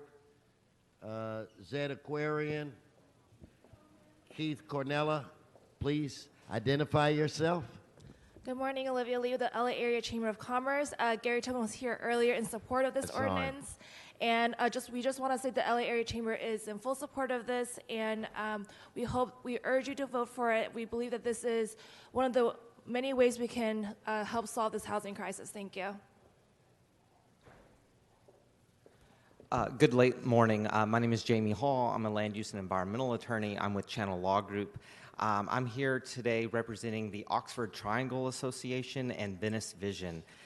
There are two proposed projects in their neighborhoods which are very controversial. And they're very concerned that the permanent supportive housing ordinance doesn't have sufficient protections to deal with some of the things that Councilman O'Farrell was just talking about. When you convert these projects from what could be discretionary projects to by right projects, you don't have an avenue and a mechanism to look at the potentially significant environmental effects. We just heard Councilman O'Farrell acknowledge cultural resources and historic resources. And we think that there's potentially piecemealing going on here. So this is an important problem we need to solve, but we need to make sure that we're thoughtful about this and that we're not removing all of the protections that we have embodied into our law. Thank you very much. Okay, and Mr. Previn, if you'd make your way. Go, please, next speaker come and identify himself. Hi, my name is Zarathustra Aquarian, and I am a veteran, and I'm a client of Venice Housing Corporation. I've been a part of their public supported housing since 2003, and basically it's their continued care that's the reason I'm alive. And more people deserve this. And I live in Venice Beach since 1973, and I'm an artist. And so the situation with the homeless there is so intense, and a lot more people need an opportunity to this. And the fast tracking for these services with Measure HHH will really help a lot of these situations. Thank you very much. Thank you. And if I could get Mr. Doug Haynes. Mr. Doug Haynes, please come forward. Yes, sir. Identify yourself. Oh, no, you're up now. I'm adding to the line. Hi, Yes. Keith Cornella, CD4. We do need supportive housing, but this ordinance is a Trojan horse. Under the guise of supportive housing, you're allowing developers to come in, kick people out of their homes, and are rolling back existing zoning regulations that benefit our communities. This ordinance would remove due public process by relegating approval of these developments to a closed-door ministerial approval process with no public oversight. This ordinance will displace people from homes and create more homeless. If you live within a half mile of a transit stop, your property will be targeted by developers, your building will be gone, you will be displaced. Government exists to do the greatest good for the greatest number, yet time and time again, this council puts developers' profits over neighborhood interests and the needs of your constituents. You don't need to do this. The TOC guidelines already give far too much to developers without further rolling back regulations. It's a slap in the face to the people of LA. You can build supportive housing without giving away our tax dollars to subsidize developers' profits. You can do better. Please vote no. Thank you. If I could get Mr. Tommy, keep it down. If I could get Mr. Spindler. If I could get Mr. Newman and Mr. Daniel Chavez. Yes, Mr. Previn. Thank you, sir. And obviously, there's a little bit of a controversial issue, but I think that the people want to be clear that there's some permanent supportive housing out there.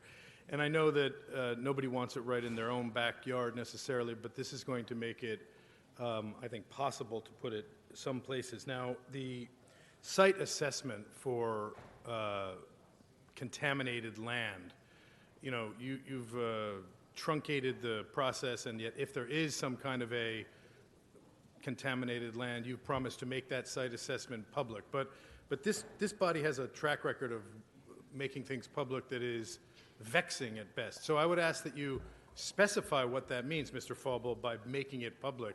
Because if it means sticking it on a bulletin board at City Hall East, you know, one of the biggest problems is people don't even know about the projects, let alone the planning rules that have to either be skirted or moved past. And, you know, I think some of the sillier ones, we don't want endless battles, we want moving forward. But I think Kretz makes a good point. Thank you. Mr. Haynes. Mr. Haynes, thank you, Mr. Previn. Your time is done. Mr. Previn, thank you. Your time is done. Next speaker, please. Next speaker. Mr. Haynes.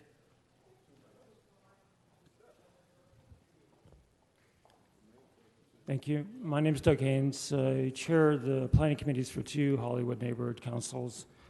And on Councilman Kretz's statement, I want to confirm in Hollywood, we've been decimated by all the incentives that this council has passed as in regards to our rent-stabilized housing, and this would just accelerate it. This ordinance has many similarities to SB 827, which you opposed, and the main criteria here is that it doesn't apply to R1 and R2 zones. There's no courage to push the problem into someone else's district, which is what we have, which is multi-dwelling districts throughout Hollywood. It would eliminate density restrictions and make the approval process administrative with no appeals. It would eliminate neighborhood council input, community input. It would discard height limitations and eliminate all development standards. There's a better plan that needs to be addressed. This is only going to make things worse. Thank you. Thank you. Next speaker. Yes, so again, this is a Trojan horse, and the Supreme Court weighed in on this. In the seminal case in 2017 of white niggers versus the Los Angeles Housing Authority, they ruled that this is a discriminatory use of regulatory authority because you can't force Jewish communities to put in black people if they do not consent. And that's exactly what Donald Trump and his nominees on the Supreme Court You're said. off topic, Mr. Spindler. Go sit down. Next speaker. This is too important of item. Next speaker. Mr. Spindler, your time is over. Next speaker. In fact, sergeants, one more sound. Yes, sir. Identify yourself. Tommy Newman, United Way. Just want to thank you all so much for all of the work that you've done, and especially Councilmember Huizar in keeping this moving through the Plum Committee. This is a big deal. This is an important moment in this arc, and thank you each for all that you have done. This ordinance strikes the right balance, and we're here to work with all of you to craft your path to 222 and beyond, and to keep addressing this crisis head on. Thank you. Thank you. Next speaker, please. Identify yourself. My name is Daniel Chavez. I'm a Los Angeles resident. First and foremost, I'd like to thank you all for your support in the PSH ordinance. I feel that this ordinance can help many families that are considered to be low income, homeless, or at risk of homelessness. I can remember back to when I was 12. There's been plenty of instances where I've been homeless, and currently I am homeless. I live at the Los Angeles Mission, and I feel that this can help me be a successful individual. At the Los Angeles Mission, I completed the drug rehabilitation program, and since I've rejoined the workforce, I'm an employed student at the Venice Community Housing Youth Build program, and during this program, they are preparing me academically and physically to be in the construction industry. Thank you so much. Thank you, and good luck to you, Mr. Chavez. Next speaker, please. Thank you, Council President. My name is Scott Johnson. I have a speaker card in on this item. Gotcha. I'm representing the Coalition to Protect Lincoln Heights. Ideally, the question here is, what is the definition of permanent supported housing? As the gentleman said before me, could this be a Trojan horse? Because in Lincoln Heights, we are seeing an initiative undertaken by the city to move 5 public parking lots, which are a valuable commodity for the business corridor, and replace them with misuse housing. And what percentage of that is going to be used for permanent supported housing? We have heard in one meeting that may include low income and market rate. So the question is valid. Could this be used as a Trojan horse to come into communities, take over valuable property, both public and private, and use this to usurp the right of the community to invoke environmental... Thank you. Your time's expired. Next speaker. Next speaker, please. Come forward. Mr. Herman, you'll be after him. Come on. Yes, my name is Theodore Patton. I am a CSH Speak Up advocate, and I'm speaking on, first of all, the first matter you spoke on about rehabbing the hotels. I think that's a great idea, and I'm all for it, but I ask that you take one thing in consideration, that when you do rehab the hotels for the homeless, that you add each and every hotel with a bathroom of their own. I think that will be better. And then, now speaking on this, I also support it. I don't think when you put, when you put homelessness in buildings or things like that, it brings down the property value. Not every person who is homeless used drugs. Not every person who worked is sober. And not every person belong homeless. We need to continue to put money into homelessness and never give up on it. Thank you. Thank you, Mr. Herman. Your last speaker. Well, isn't this an honor? Dealing with a pattern and practice in the welfare of a homeless person, in the use of force against individuals at their capacity that cannot afford affordable housing, let alone live in housing. HHH. And how unreasonable is that? Unreasonable force to push a person off the sidewalk when they don't have a home? Is that called failed mitigation? I call that litigation to Mike Fuhrer up your white nigger ass, Jew. Because people need homes. You're off topic. People Mr. need, for 2016, under the RTPSCS peer planning and land use management, is to provide motherfucking housing under 42 U.S.C. 1983 without the goddamn restrictions of the ADA compliance. Mr. Didn't you City hear? Attorney, he's off Didn't topic. you hear? All right, Don't thank you you, learn? Mr. Herman. Mr. Weezer, Mr. Herman, your time's. Mr. Weezer. Public comment, and that is, this is not a Trojan horse. And after the alarm bells were sounded by our public, I want to clear this up. This does not lessen any type of environmental review required that any other project would be required. It doesn't lessen any of that. What it does do is reduce the time that you have to go back, or the instance when you have to go for a site plan review. Right now, it's currently 50. This increases it to 120, but at the same time, we're allowing them to build smaller units, so you're not having that big density that many people are concerned about in neighborhoods. This allows neighborhoods to continue to stay in character. Secondly, we're allowing reduced zoning requirements. So, for example, given that we're allowing smaller units, we don't have to require that we do certain size units in a certain lot that's allocated for that area. That allows us to do smaller units. Less parking requirements for homeless units. However, parking is required for on-site supportive staff, and supportive services in common areas are excluded from the total allowable floor area. This allows for more units to be built on location. And finally, what are the building incentives? Projects will be eligible to request additional concessions or incentives such as setback and open space requirements, while ensuring projects are not out of scale with surrounding neighborhoods. So that all this allows, you could have not as extensive setbacks that allows you to build more smaller units in the same amount of space. So it's not as alarming as the public made it sound. It just allows more units on one location, faster process because we don't have site plan review if they come in with a certain number of units, and also allows them to just get more creative in putting more units in one location. That's all this does. It does not lessen environmental review or anything like that. So I just want to put everyone at ease that this is not as alarming as the public comment just made it seem. It's a very good thing. Thank you very much. Thank you. Okay, let's prepare to vote. Let's, on this issue, Madam Clerk, open the roll, close the roll, tabulate the vote. 13 ayes. Okay, let's now move to item 30. It's my understanding we can just take the Move 46 forthwith. 46 forthwith. Now we're going to vote on item 30. On item 30, let's open the roll. Oh, wait. Mr. Koretz, are you on the queue? Go right ahead. Thank you, Mr. President. I became aware of this a little bit on the late side, but I have some concerns about it. Not what's in the resolution, but what's not in the resolution. I can't hear anything because everybody's talking around me. I can't hear anything at all, including myself. Okay, good. Sergeants, let's stop for a minute.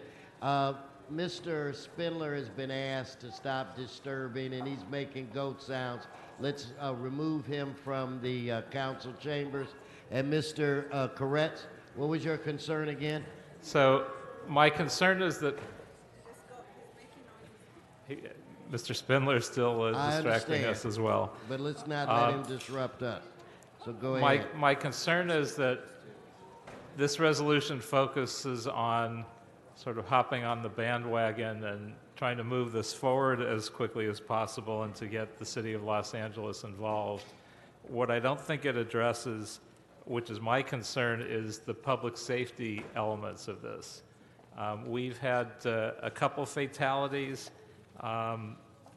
one on March 19th in Arizona involving a pedestrian, one on March 30th involving a driver dependent on autonomous technology. And there are folks that are knowledgeable in the industry that are concerned that not enough testing is taking place before these vehicles are out on the public streets. And there are those that believe that it would take billions of dollars to test all the scenarios in enough ways to eliminate flaws and make this safe to be on our streets. So if we're setting up a legislative plan, the thing that's missing, I think, is urging some caution as well, and urging that these vehicles aren't tested on our public streets, that when they're fully tested and they're declared to be safe, that we get on the bandwagon, but until then that we encourage adequate testing of scenarios and flaws in the system, and make sure we're not endangering our residents by what we're encouraging. Okay, let me call on Mr. Bonin. Thank you, Mr. President. Mr. Kretz, I appreciate your sentiment and where you're trying to go. This actually specifically addresses those concerns. For a little context, we don't have the ability to say yes or no to autonomous vehicles. The horse has left the barn. The federal government is regulating them with, I think, a very poor approach. It's one size fits all. We should definitely be able to govern the use of autonomous vehicles differently than a small town in Nebraska, for instance. We're a very different city. The DMV is allowing them to be operational. They could be operational on our streets tomorrow. And if the incident that happened in Arizona last week were to happen here, our law enforcement would be totally baffled about what to do. They wouldn't know who to cite. They've created sort of a wild, wild west environment here, and what this specifically does is ask us to put into our federal and state legislative program more local control, more data sharing with us, more clarity on what law enforcement can do. So they've already said, yes, this can happen. It's about giving us the opportunity to shape it in a way that addresses your concerns. Mr. Roop. Thank you, Mr. President. And I want to just concur with Councilmember Bonin, which I second, and I thank the council member for bringing this motion forward. And actually, several months ago, last year, we already introduced a motion asking the City of Los Angeles and our Department of Transportation and all related departments to start looking at autonomous driving, because autonomous driving, whether we like it or not, is already here. And to address all your concerns that you have, Councilmember Koretz, because as Councilmember Bonin stated, it's already being introduced by the federal government. It's already being introduced in various areas, and we are behind the curve. We have to be ready that when it does come, that we understand how it's going to work, because there is no one-size-fits-all solution. And we need to know how it's going to work in the city of Los Angeles, where we are very reliant on our vehicles, to see how that infrastructure of autonomous driving would fit into our system. So it's about being proactive and not reactive and being too late. I wholeheartedly support the Councilmember Bonin's resolution, and we need to be more proactive on this measure. Mr. Koretz. And again, I don't disagree with any of that. I just wish that it would express our concerns a little more succinctly and not just sound like we're checking data on accidents, as opposed to looking at ways that we can forestall those vehicles from being on our streets and driven without a driver until we are certain that there's some safety behind it. The federal government has some weak regulations, but as I understand it, they're voluntary, so it's up to the industry, which really doesn't help us at all in providing any controls. If we really are concerned and they're really doing things we think are inappropriate, we could look at legal action. We could look at much more dramatic steps than just saying, let's get all the information and let's go along as quickly as we can. So I still have concerns from that point of view. I think it's not strong enough in expressing our safety concerns, and so I can't support that here today. Okay, that's fine. Let's prepare for the vote on this item. Let's open the roll, close the roll, tabulate the vote. 11 ayes, 1 no. Mr. Walsh, give me Mr. Walsh's items. John Walsh. Okay, Mr. Walsh, you have items 148 and general public comment, so he gets 3 minutes total. 148, general public comment. He gets 2 minutes because you only had 2 items and then public comment, so he gets 2 minutes. Okay, building and safety, no problem there. And number 48 is, I don't know. Let me tell you what, number one thing is, if I were to say to Mr. Koretz was gay, you'd explode and call me a liar. When I call the mayor gay, you don't say a goddamn word. Mr. Walsh, do you want to just speak on Mr. Walsh? Mr. Walsh, do you want to just give him his general public comment, and then we'll let him? No, this is your general public comment. Running for office. He wants to be president of the United States. His lover is Glenn Dake, D-A-K-E, and his wife knows about it. And it's okay. If they want to suck cock, fine. But don't act like it's not happening. Don't act like it's not happening. Hollywood, I'm telling you right now, where is the mayor? Where is the mayor? And I'm telling you, outside, remember when you built that huge, for the World Series, you spent hundreds of thousands of dollars for a celebration, and then it didn't happen, and no one gave a shit. And I'm telling you right now, this guy Patrick, who's the new owner of the Times, I'm telling you, he really enjoys sucking your cock. Mr. Previn, you have 1 minute left on the items, and then your general public comment. And you can speak to items 1, 11, and 48, but you only have 1 minute. Well, sir, but it's general public comment, no?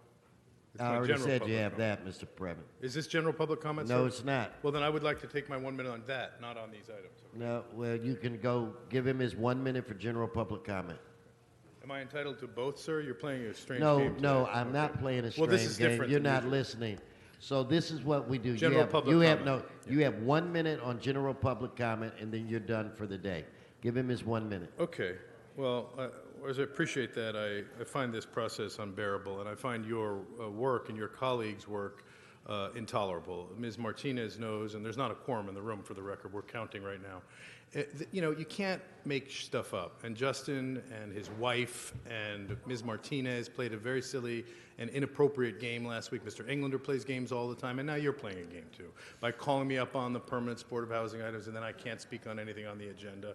It's not cool, sir. You're not Mr. Civic Engagement when you behave that way. Mr. Falble knows that, and it's not cool. So I would recommend that you reconsider what you're up to, because the people, they were talking at SCIOU over at the county because they're renegotiating, and they said, "This is our house. This is our house." And people were going, yeah. But then the question was, what about, not the public's house, they said, it's our house. That's your ethos, sir, and it's inappropriate because we pay the rent and we care about what you're up to, and we will pay attention. Thank you so very much, Mr. Previn. Maybe next time you'll pay attention and understand when you come up. Okay, who do we have left? Ms. Ramirez? You have 1 minute general public comment.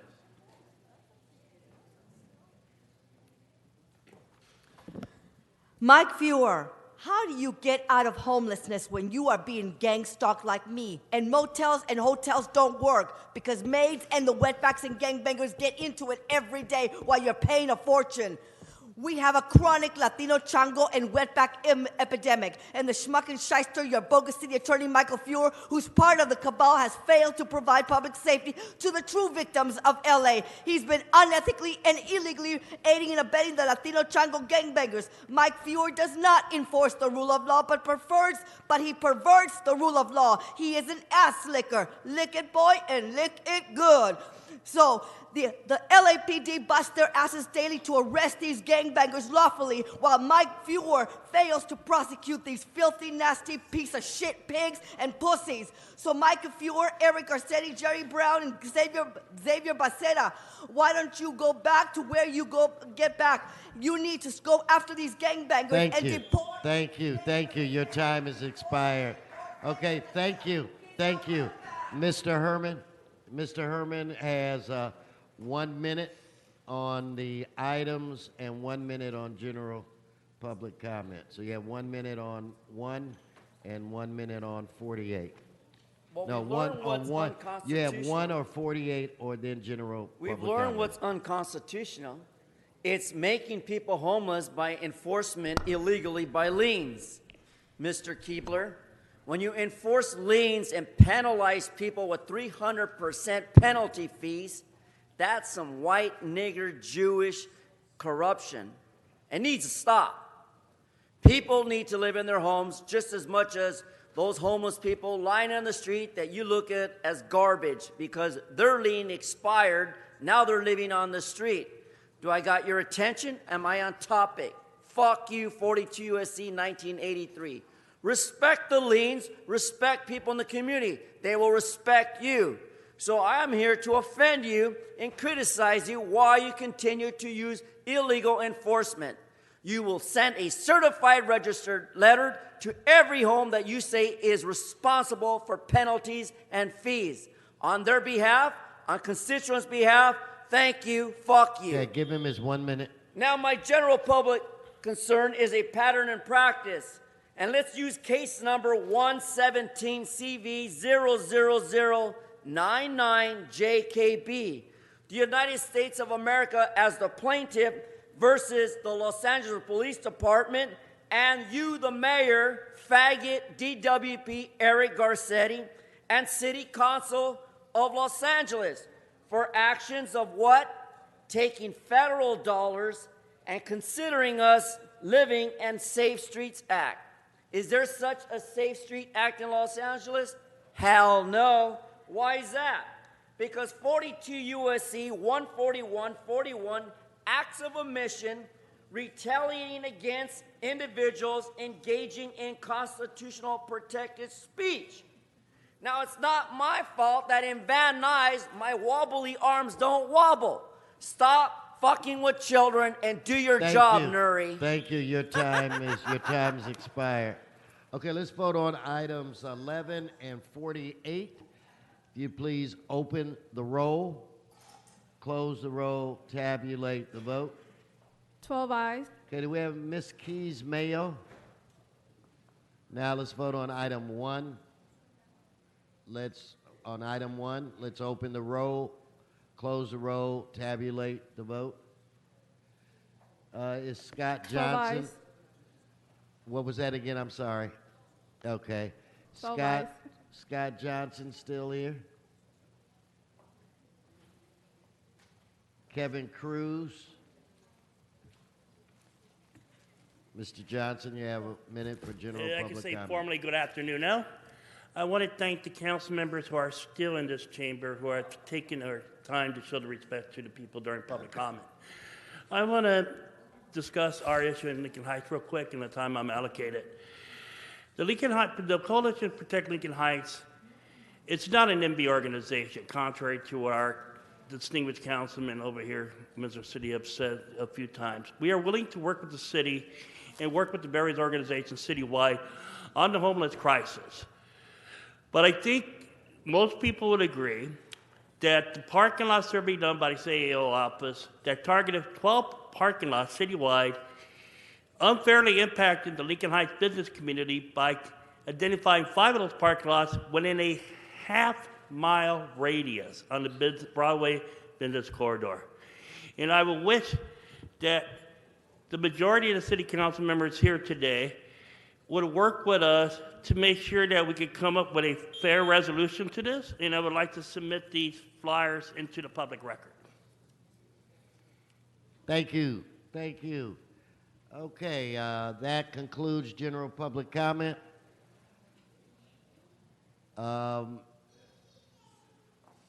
Is there any further business before this body? I do not believe so. It's time for posting and referral. Those issues are posted and referred. Do we have announcements? Members, any announcements? No announcements. Let's rise for adjourning motions. Let's all rise for adjourning motions. I'm looking to my left. I don't see any adjourning motions to my left. I'm now looking to the right. Any adjourning motions? I don't see any. Members, this meeting's adjourned.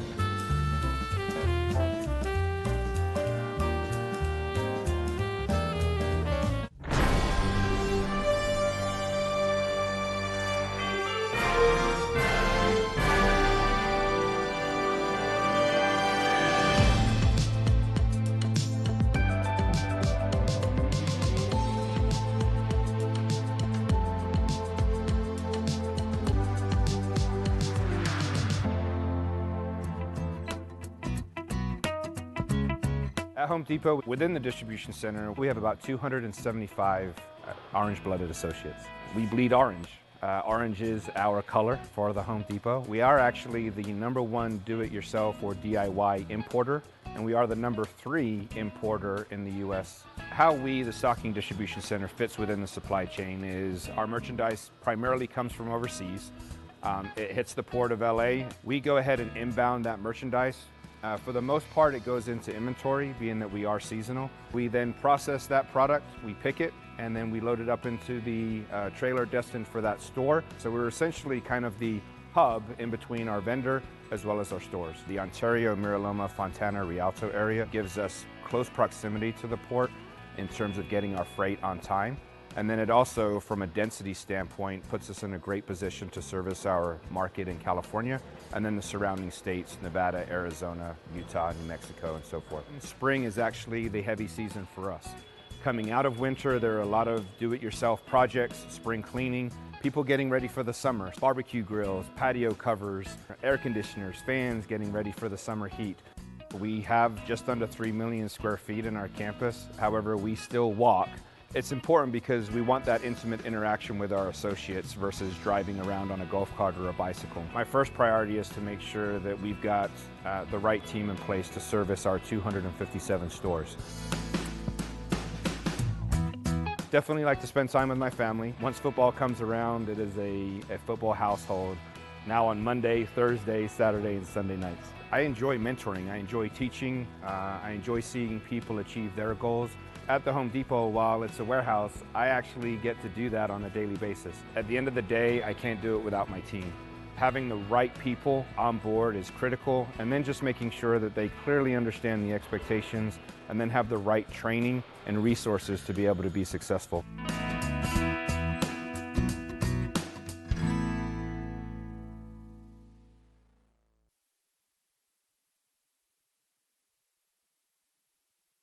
In love with the idea.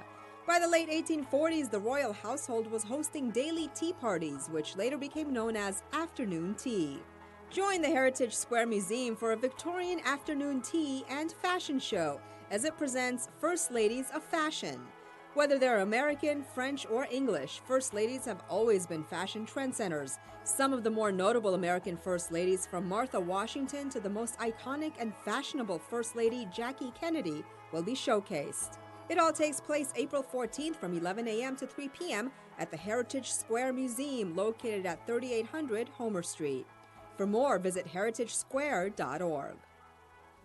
One of the best ways you can help preserve the present and future health of the LA River is by joining a cleanup effort. The group Friends of the LA River and nearly 10,000 of its closest friends team up each year to beautify the entire length of the river, the largest urban river cleanup in America. For 29 years, the group and Angelinos have cleaned the Los Angeles River and protected our oceans from trash and refuse. Join the effort on Saturday, April 14th for the biggest urban river cleanup in the country. For more, visit folar.org. Greater Toluca Lake Neighborhood Council is hosting its 7th annual Earth Day celebration featuring Taste of Toluca. The event will be highlighted by a keynote delivered by Ed Begley Jr.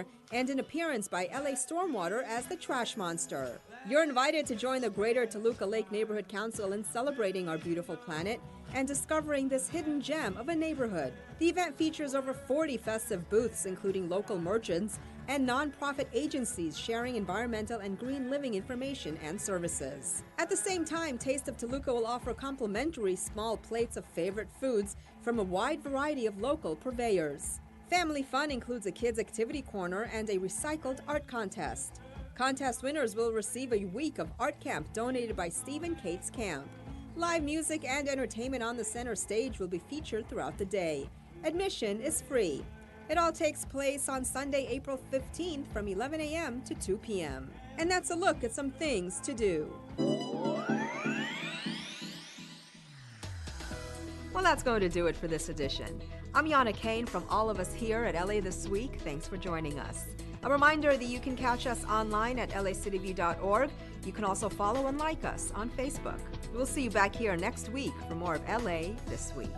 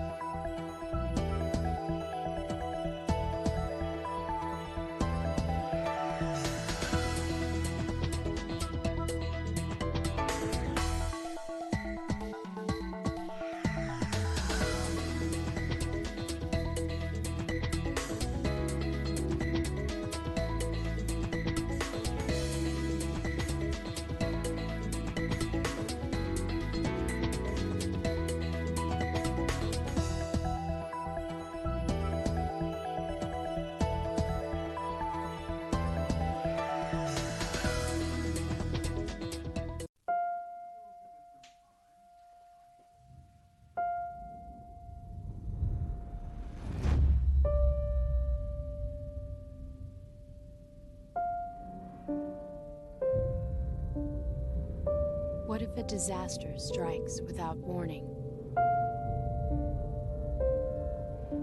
What if life as you know it has completely turned on its head?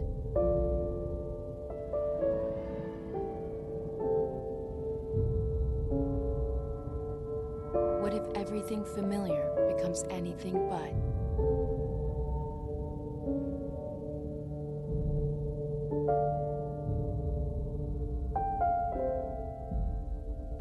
Before a disaster turns your family's world upside down, it's up to you to be ready.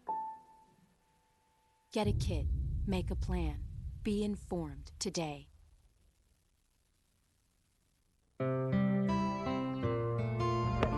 Hi, my name's Louie and I'm at Pan Pacific Park and you're watching LA City View 35. It's our city, it's our channel.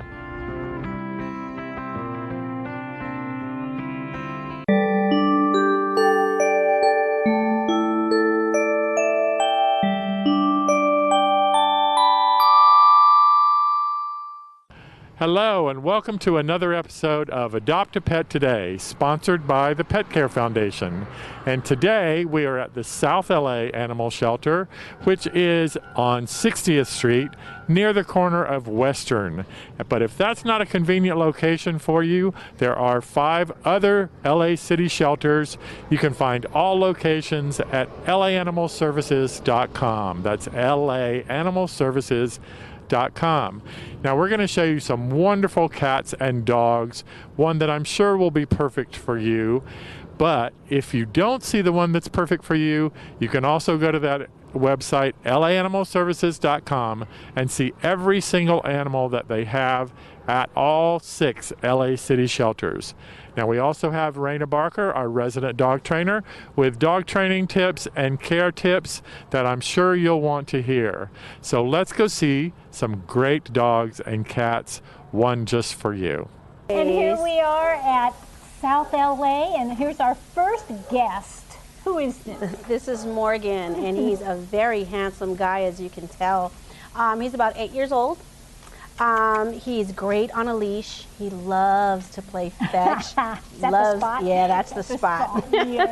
And he's been at the shelter for a little while, but he's people friendly, he's dog friendly, he's great on a leash, loves to play catch. So he is a little bit older, not old, but a little bit older, which is not stopping anything because he still has a whole lot of energy, loves to run and play. Great, yeah, and the older, you know, he's in great shape, he has a lot of energy, he's very engaging, loves dogs and people.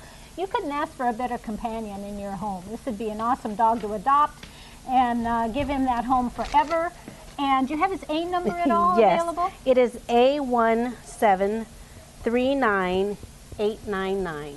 That's perfect. I love these older guys. And he is, like we said, he is still energetic and happy and healthy and ready to find his forever home. This is Daisy Girl. Come here, love. Turn around. Good girl.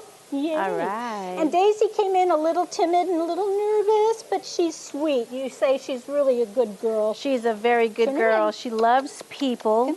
She's very affectionate. She loves belly rubs. She's very, very, very sweet and just loves everybody. She loves the volunteers. The volunteers love her. She's actually about 8 years old, and she just loves everybody. And her behavior is very, very submissive, very sweet, just a gentle soul. I love She's just very I sweet. love it. Yes. And I love that personality too, Oh, yes. because I have one. And you just have to realize, you know, she's a little more shy and timid. Take your time with introducing her to new things. Right. And she probably does just fine. You know, not all of us are outgoing and, you know. And she's pretty mellow. She'd love to just hang out and just enjoy the summertime in a new home. Perfect. Her A number is A1693622. Daisy Mae. Hello, Amelia. How old is she and what's her A number? Okay, well, this is Camellia, Oh, Camellia. and yes, and she's about 9 years old. Her A number is A1744265. Come here, love. And she's a sweet senior girl. She's very, very, very friendly. She likes other dogs. She's hung out with some other dogs, and she's just a sweet little girl that needs a new home. She has a little bit of cataracts in her eye, but otherwise she's great. She loves to play, loves to be handled, and just loves people. She's a great girl, but she is already spayed and she's vaccinated and she's ready to go home with somebody today. Good. What Sweet a sweetheart. girl. She's a little underweight. The coughing here again is pressure, you know, from the leash. pulling. Yeah. So that always makes me feel bad because then she's probably been, you know, handled a little roughly around her neck in the past. But that doesn't, and look how good she is. And she's got a beautiful coloring. I love her colors. Yeah. This little beauty is Jessie. Very sweet little girl. Her ID number is A1752008, and she's about 5 years old. She's very sweet. She loves to play. She loves people. She was an owner surrender. She came into the shelter with a little mass on her neck. We were able to get some fluid out of there, which is a good thing. But she's in good spirits, and like I said, she does love people, very playful. And she's just a beautiful girl. She is a Jindu mix. Yeah. And she's been at the shelter for a little while, so we want to make sure that she gets a home. Yeah. Because she's definitely a love bug that just needs some TLC. And they come, when they get adopted, they're spayed or neutered? Yes, she is already microchipped and- spayed and vaccinated and microchipped and just ready to go home to a new family. Yep. Let's talk about Moses. Okay, Moses is definitely a beautiful, gorgeous boy. He is an American staff mix. He is a beautiful brindle color, which is awesome. Hello. He is here at the South LA shelter. His A number is A1753067, and he is a sweet, gentle, big boy. How old? He is about, let's see here, about 8 years old as well. He's been in the shelter for about 2 months, and he came in kind of injured with some wounds to his chest, but he does need a good, loving, warm, warm home, especially for this colder weather. He can definitely cuddle with somebody, but he's a big boy that just has a whole lot of TLC he can give and is more than likely to welcome it all. Awesome. Great And boy. he's and is he good in the yard? With, We don't have a whole bunch of background on him as far as his personality at a home. But here is a little stressful for them, so they totally do give you a different personality once they get into a new home. But definitely engaging and Yes. definitely people dog. Okay. Oh, who is this girl? This is Hope. Hope is a 9-year-old German Shepherd, super sweet, very, very smart, loves to play catch. She was actually out in the yard playing catch. She's a sweet girl. I know it. Where are we? Huh? She What's came in happening? actually with a little heart murmur, but we have no signs of that heart murmur anymore, which is great. And that can be treated easily. Come here. But she loves to play. Good. Loves to play and doesn't seem to pay any attention to any of the other dogs, which is That's always good. Good. But just has energy and is definitely going to need a yard. Yep. And some good walks, play ball, all that good stuff. But And what's she's her a age? very. Her name is Hope. Her A number, though, sweetie? Is A1746079. Good job. Come here. Turn around. And she here. actually is dog friendly. Good. So we've been able That's to have awesome. her in the yard with some other dogs. This handsome boy is Pitt. What is it? Pitt. Pitt? That's the name, Pitt. P-I-T. P-I-T. All right. And he's a very sweet boy. He's about 8 years old as well. He was an owner surrender, but according to his previous owners, they said he's very, very good with people. He's very, very sweet. He's also very gentle with treats, which is great for Awesome. training purposes. It is. Very, very, very gentle. He doesn't seem to bother, or be bothered by other dogs, which is also great. He knows how to sit, so he knows some of his commands, and some of those commands he's learned here at the shelter with volunteers. But he's already neutered, and his A number is A1722114. Otherwise, he's just a sweet boy that just needs a good home and is just very loving and, again, very gentle with treats and does know some of his commands, which, again, I mentioned is very, very good. Smart boy. How long has he been here? He's been at the shelter here, oh, my goodness, for quite a few months. I think it's been about 7 months now. Yeah. Yes. Everest. Look at him. He's so handsome. He's a bit. How much does he weigh? My goodness. He's a big boy, definitely a big boy. But this is Everest, and his A number is A1671660, and he is a big boy that loves to play fetch. He loves to play with the ball. He loves treats. He's a volunteer favorite here at the South LA shelter. He's been here for about 11 months, and we would like for him to go to a family where he's the only dog. But he's fine. He's great. He's very smart. And he loves, like I said, to play out in the yard, loves to play ball. And he just needs a family to give him a new chance and give him a welcoming home so that he can get all the TLC as possible. He's a big great boy. He's big strong. boy. Get some training on him, but he's already a people dog. Yes, so and he's he'll already probably neutered too. learn. Neutered and Yeah. vaccinated and microchipped, ready to go home. This is Samantha, and her A number is A1753365. And she's about a 4-year-old German Shepherd girl who came into the shelter with an injury on her leg. She actually had a broken leg that the bone was exposed, so we did have to amputate her leg. So There she does you go. have Good. her right front leg has been amputated, but she's very, very sweet. She's very lovable, a little shy. However, they did bring Morgan out to hang out with her. Morgan is one of the first dogs that we did show today, and she perked right up when she seen him. Oh, awesome. And she just totally felt comfortable with him, and she's doing really well. That leg really isn't stopping too much of anything.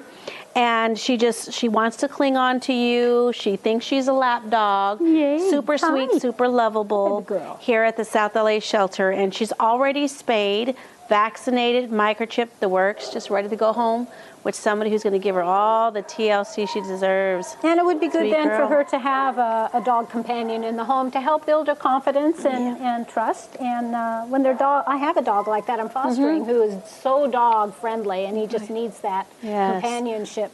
This is Dog, and he is a 2-year-old male. Hi. With, again, beautiful coloring, big boy. And he came into the shelter as an owner surrender, and he is very sweet and loved by volunteers.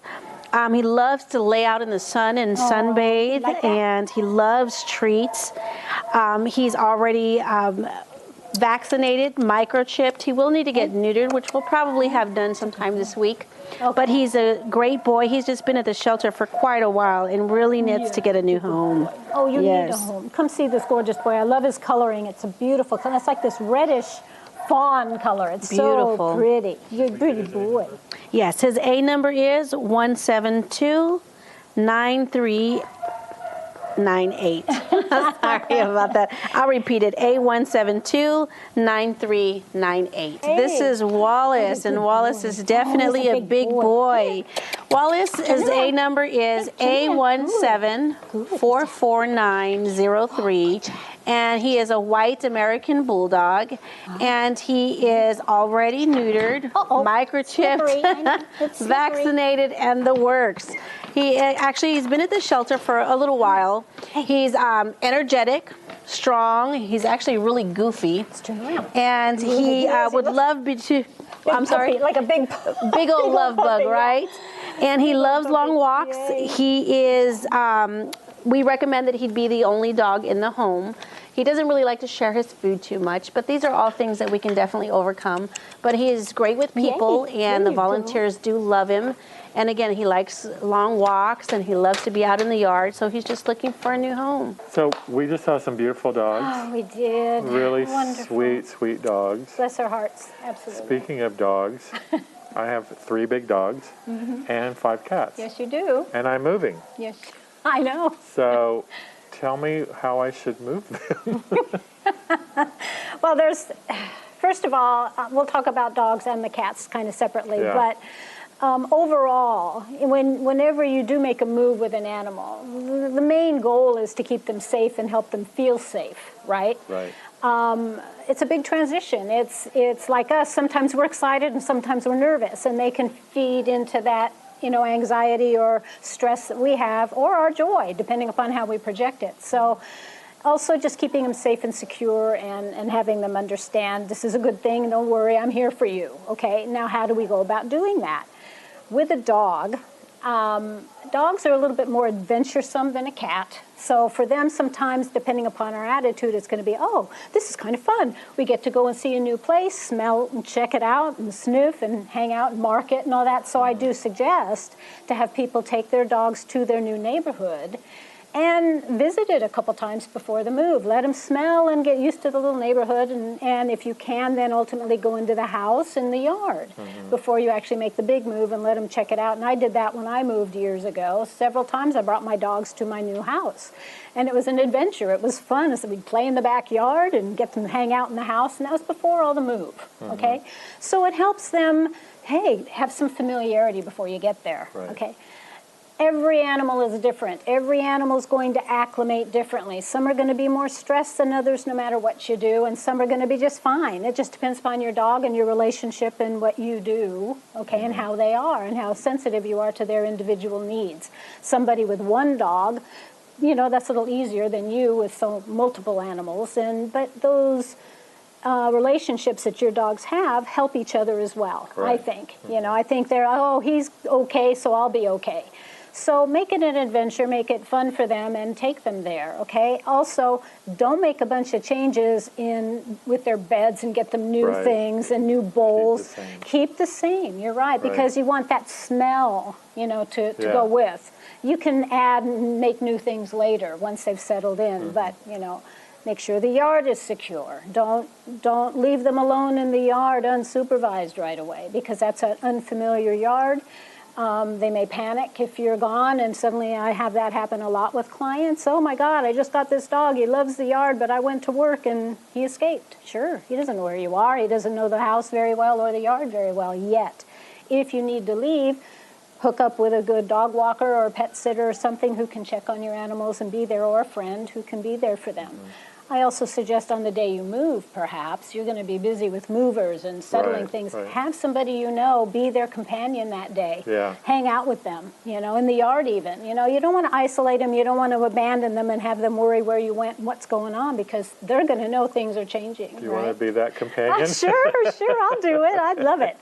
That would be fun. Okay. Now, those are dogs, and that's just tip of the iceberg. That's, we're limited time here. I could go on. But with the cats, as I said, cats are a little different. Cats are like change, no way change. I don't like change, and they have issues with that. So with cats, of course, transporting them, I don't know how you think about transporting. In a carrier, are they carrier trained?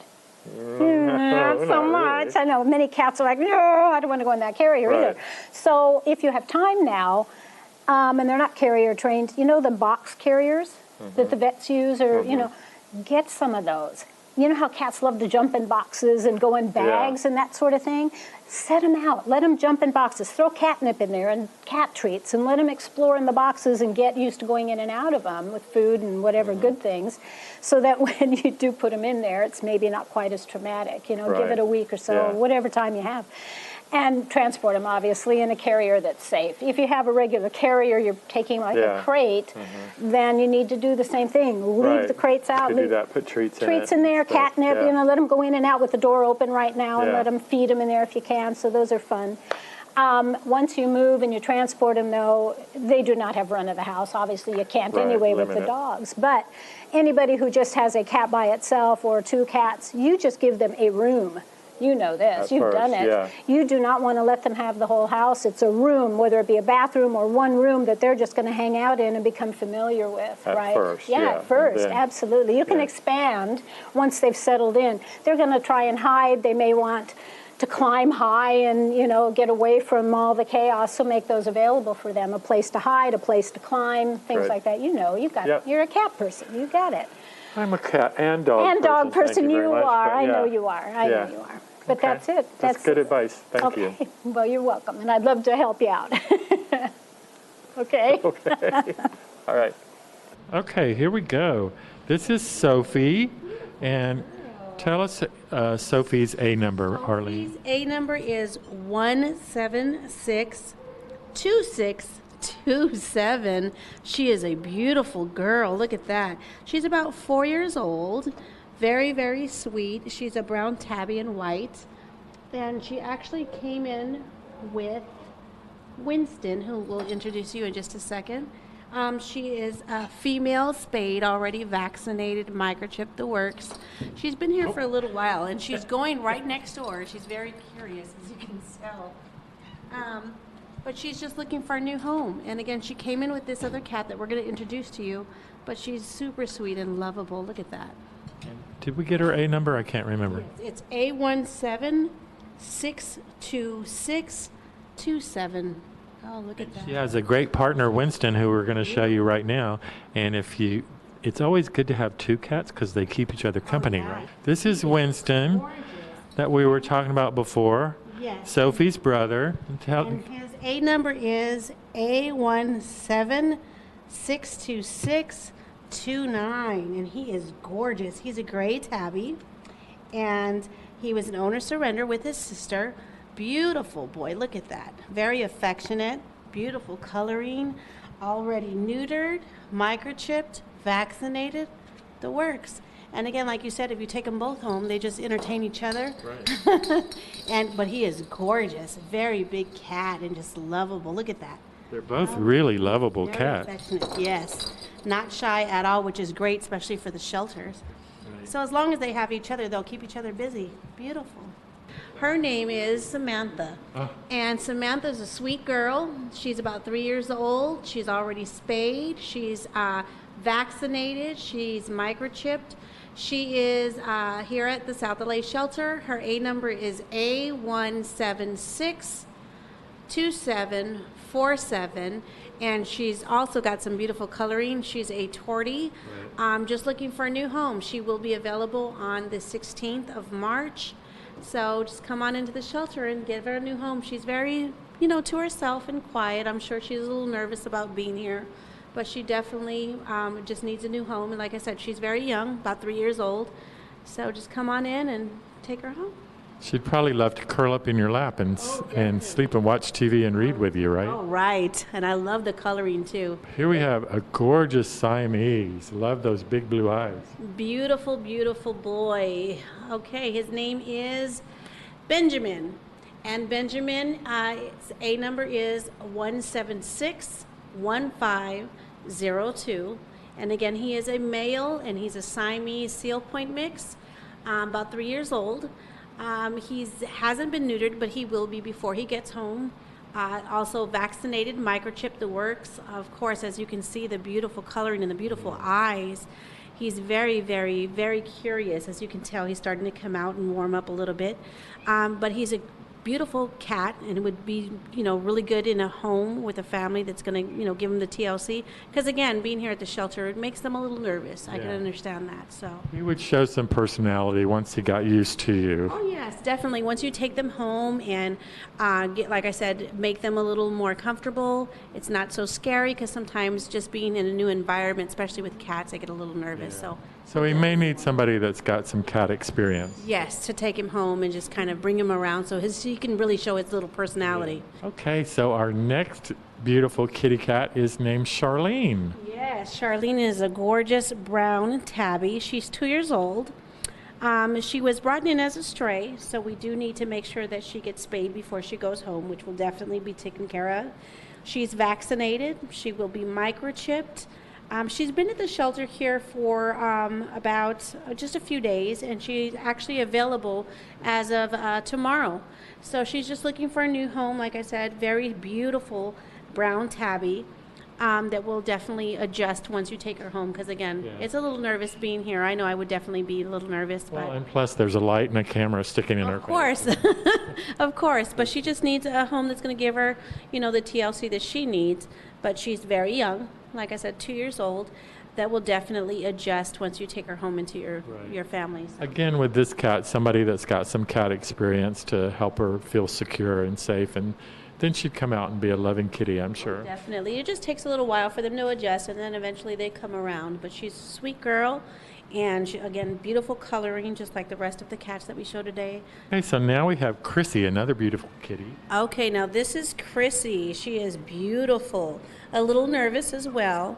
She's a gray tabby, and her A number is 1761276. She's probably like, why? Get that camera out of my face. Right? She's about 1.5 years old, and again, her number is A1761276. Beautiful gray tabby. She was brought in as a possible owner, but they didn't come in to redeem her, so she's looking for a new family. That probably explains a little bit of the hissing. She's like, where's my family at? So she's looking to go home with somebody. She's available on the 15th. And again, she will be spayed before going home. She's already vaccinated.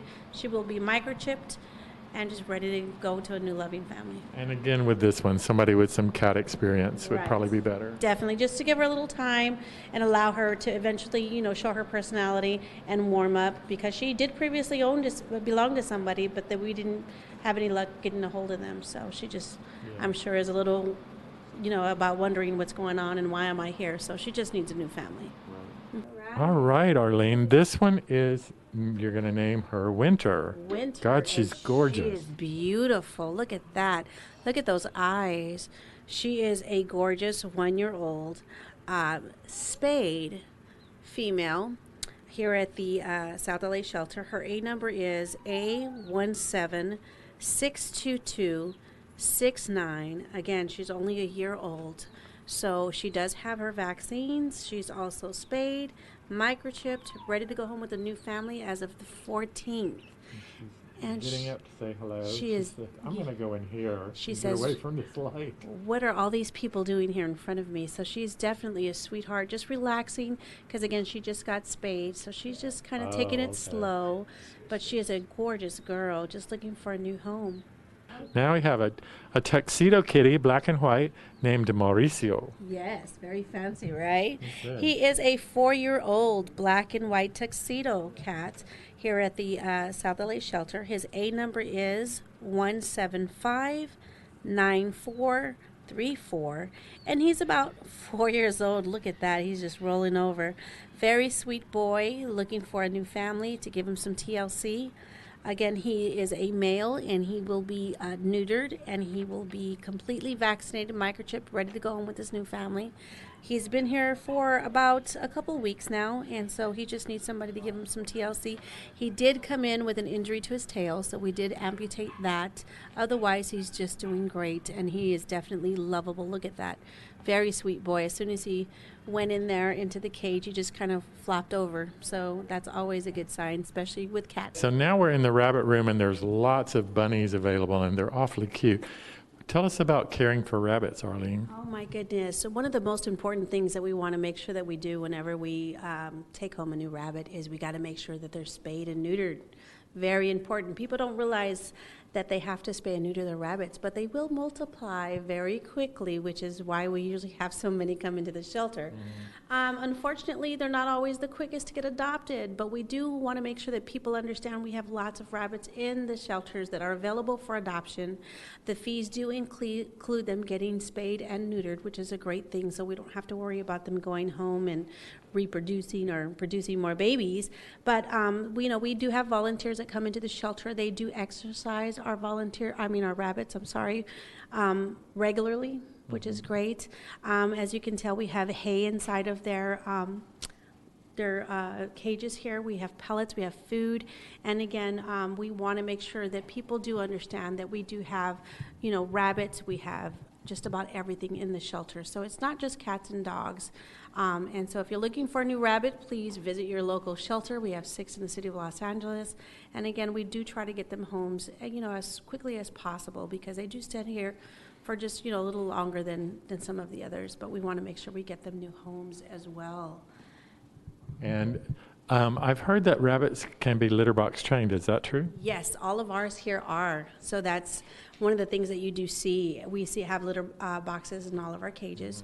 So they do get litter trained when they're here in the shelter, which is... But do they use kitty litter or do they use hay? Actually, they like to eat the hay. Well, they go and handle their business, which is kind of funny, but they do. We also, like I said, have pellets for them, but they will go on the litter boxes, they will eat the hay, and they will go to the potty. And rabbits are very affectionate too, aren't they? Very affectionate, very, very sweet. Again, a lot of times people come in and they want to adopt a rabbit. They usually have some sort of experience with rabbits. But like I said, the most important thing is that if you have a rabbit at home, that they're spayed and neutered. Again, if you adopt from the shelters, all of them are spayed and neutered prior to going home with their new families. But they're lovable, sweet pets that just, again, need new homes. So that's our show. Thanks so much for watching. I really hope you found a dog or a cat that you want to rush on down to the South LA shelter and adopt. But if you didn't, please go to laanimalservices.com. You can see all of the animals that they have at all 6 LA City shelters on that website. And remember, you got to spay and neuter your animals. It's the best way to keep them safe, healthy, at home with you, and it is the law in Los Angeles. Thanks again for watching. See you next time on Adopt a Pet Today.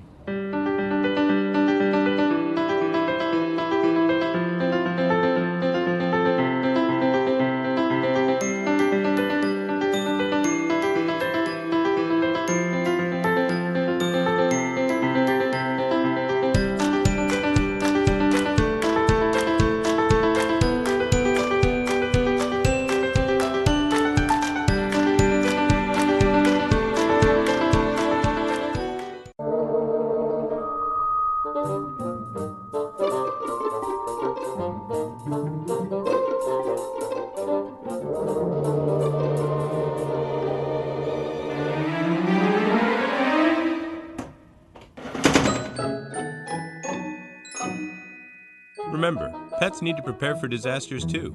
Put together an emergency kit with water, a water bowl, food, and any medications they may need. Get the message. Be prepared. Hi, I'm Cindy, and I'm in Little Tokyo, and you're watching Channel 35, Your City, Your Channel. Hello, everybody. I'm Hewell Hauser, and I'm standing here with my new friend, Sandy Romero. And Sandy, tell everybody exactly where we are right now. We're at MacArthur Park in the historic Westlake District. In MacArthur Park, but it's also known as the historic Westlake District. That's correct. And how big an area is this? Oh my God, it's about a 5-mile radius of the MacArthur Park neighborhood. Yeah, a lot of people live here. It's a hustling, bustling sort of a place. There's downtown LA. We're right in the heart of the city here. You can't get any more energy than we have right here. And this is a place where something very good is happening. And that's why we're here, to cover something very positive in one of our neighborhoods.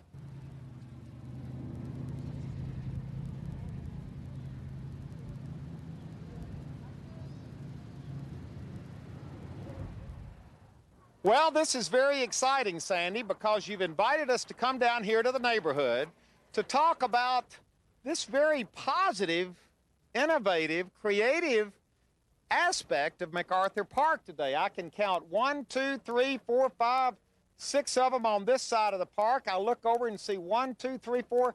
There's 6 of them on the other side, and there are probably others scattered around. What is it that we're looking at exactly? This is the MacArthur Park Sidewalk Vending District. It's the first of its kind. It's the very first legal sidewalk vending district for the city of Los Angeles. Wait a minute. It is the legal vending district. How did that all come about? Well, it came about back in the late 80s, early 90s.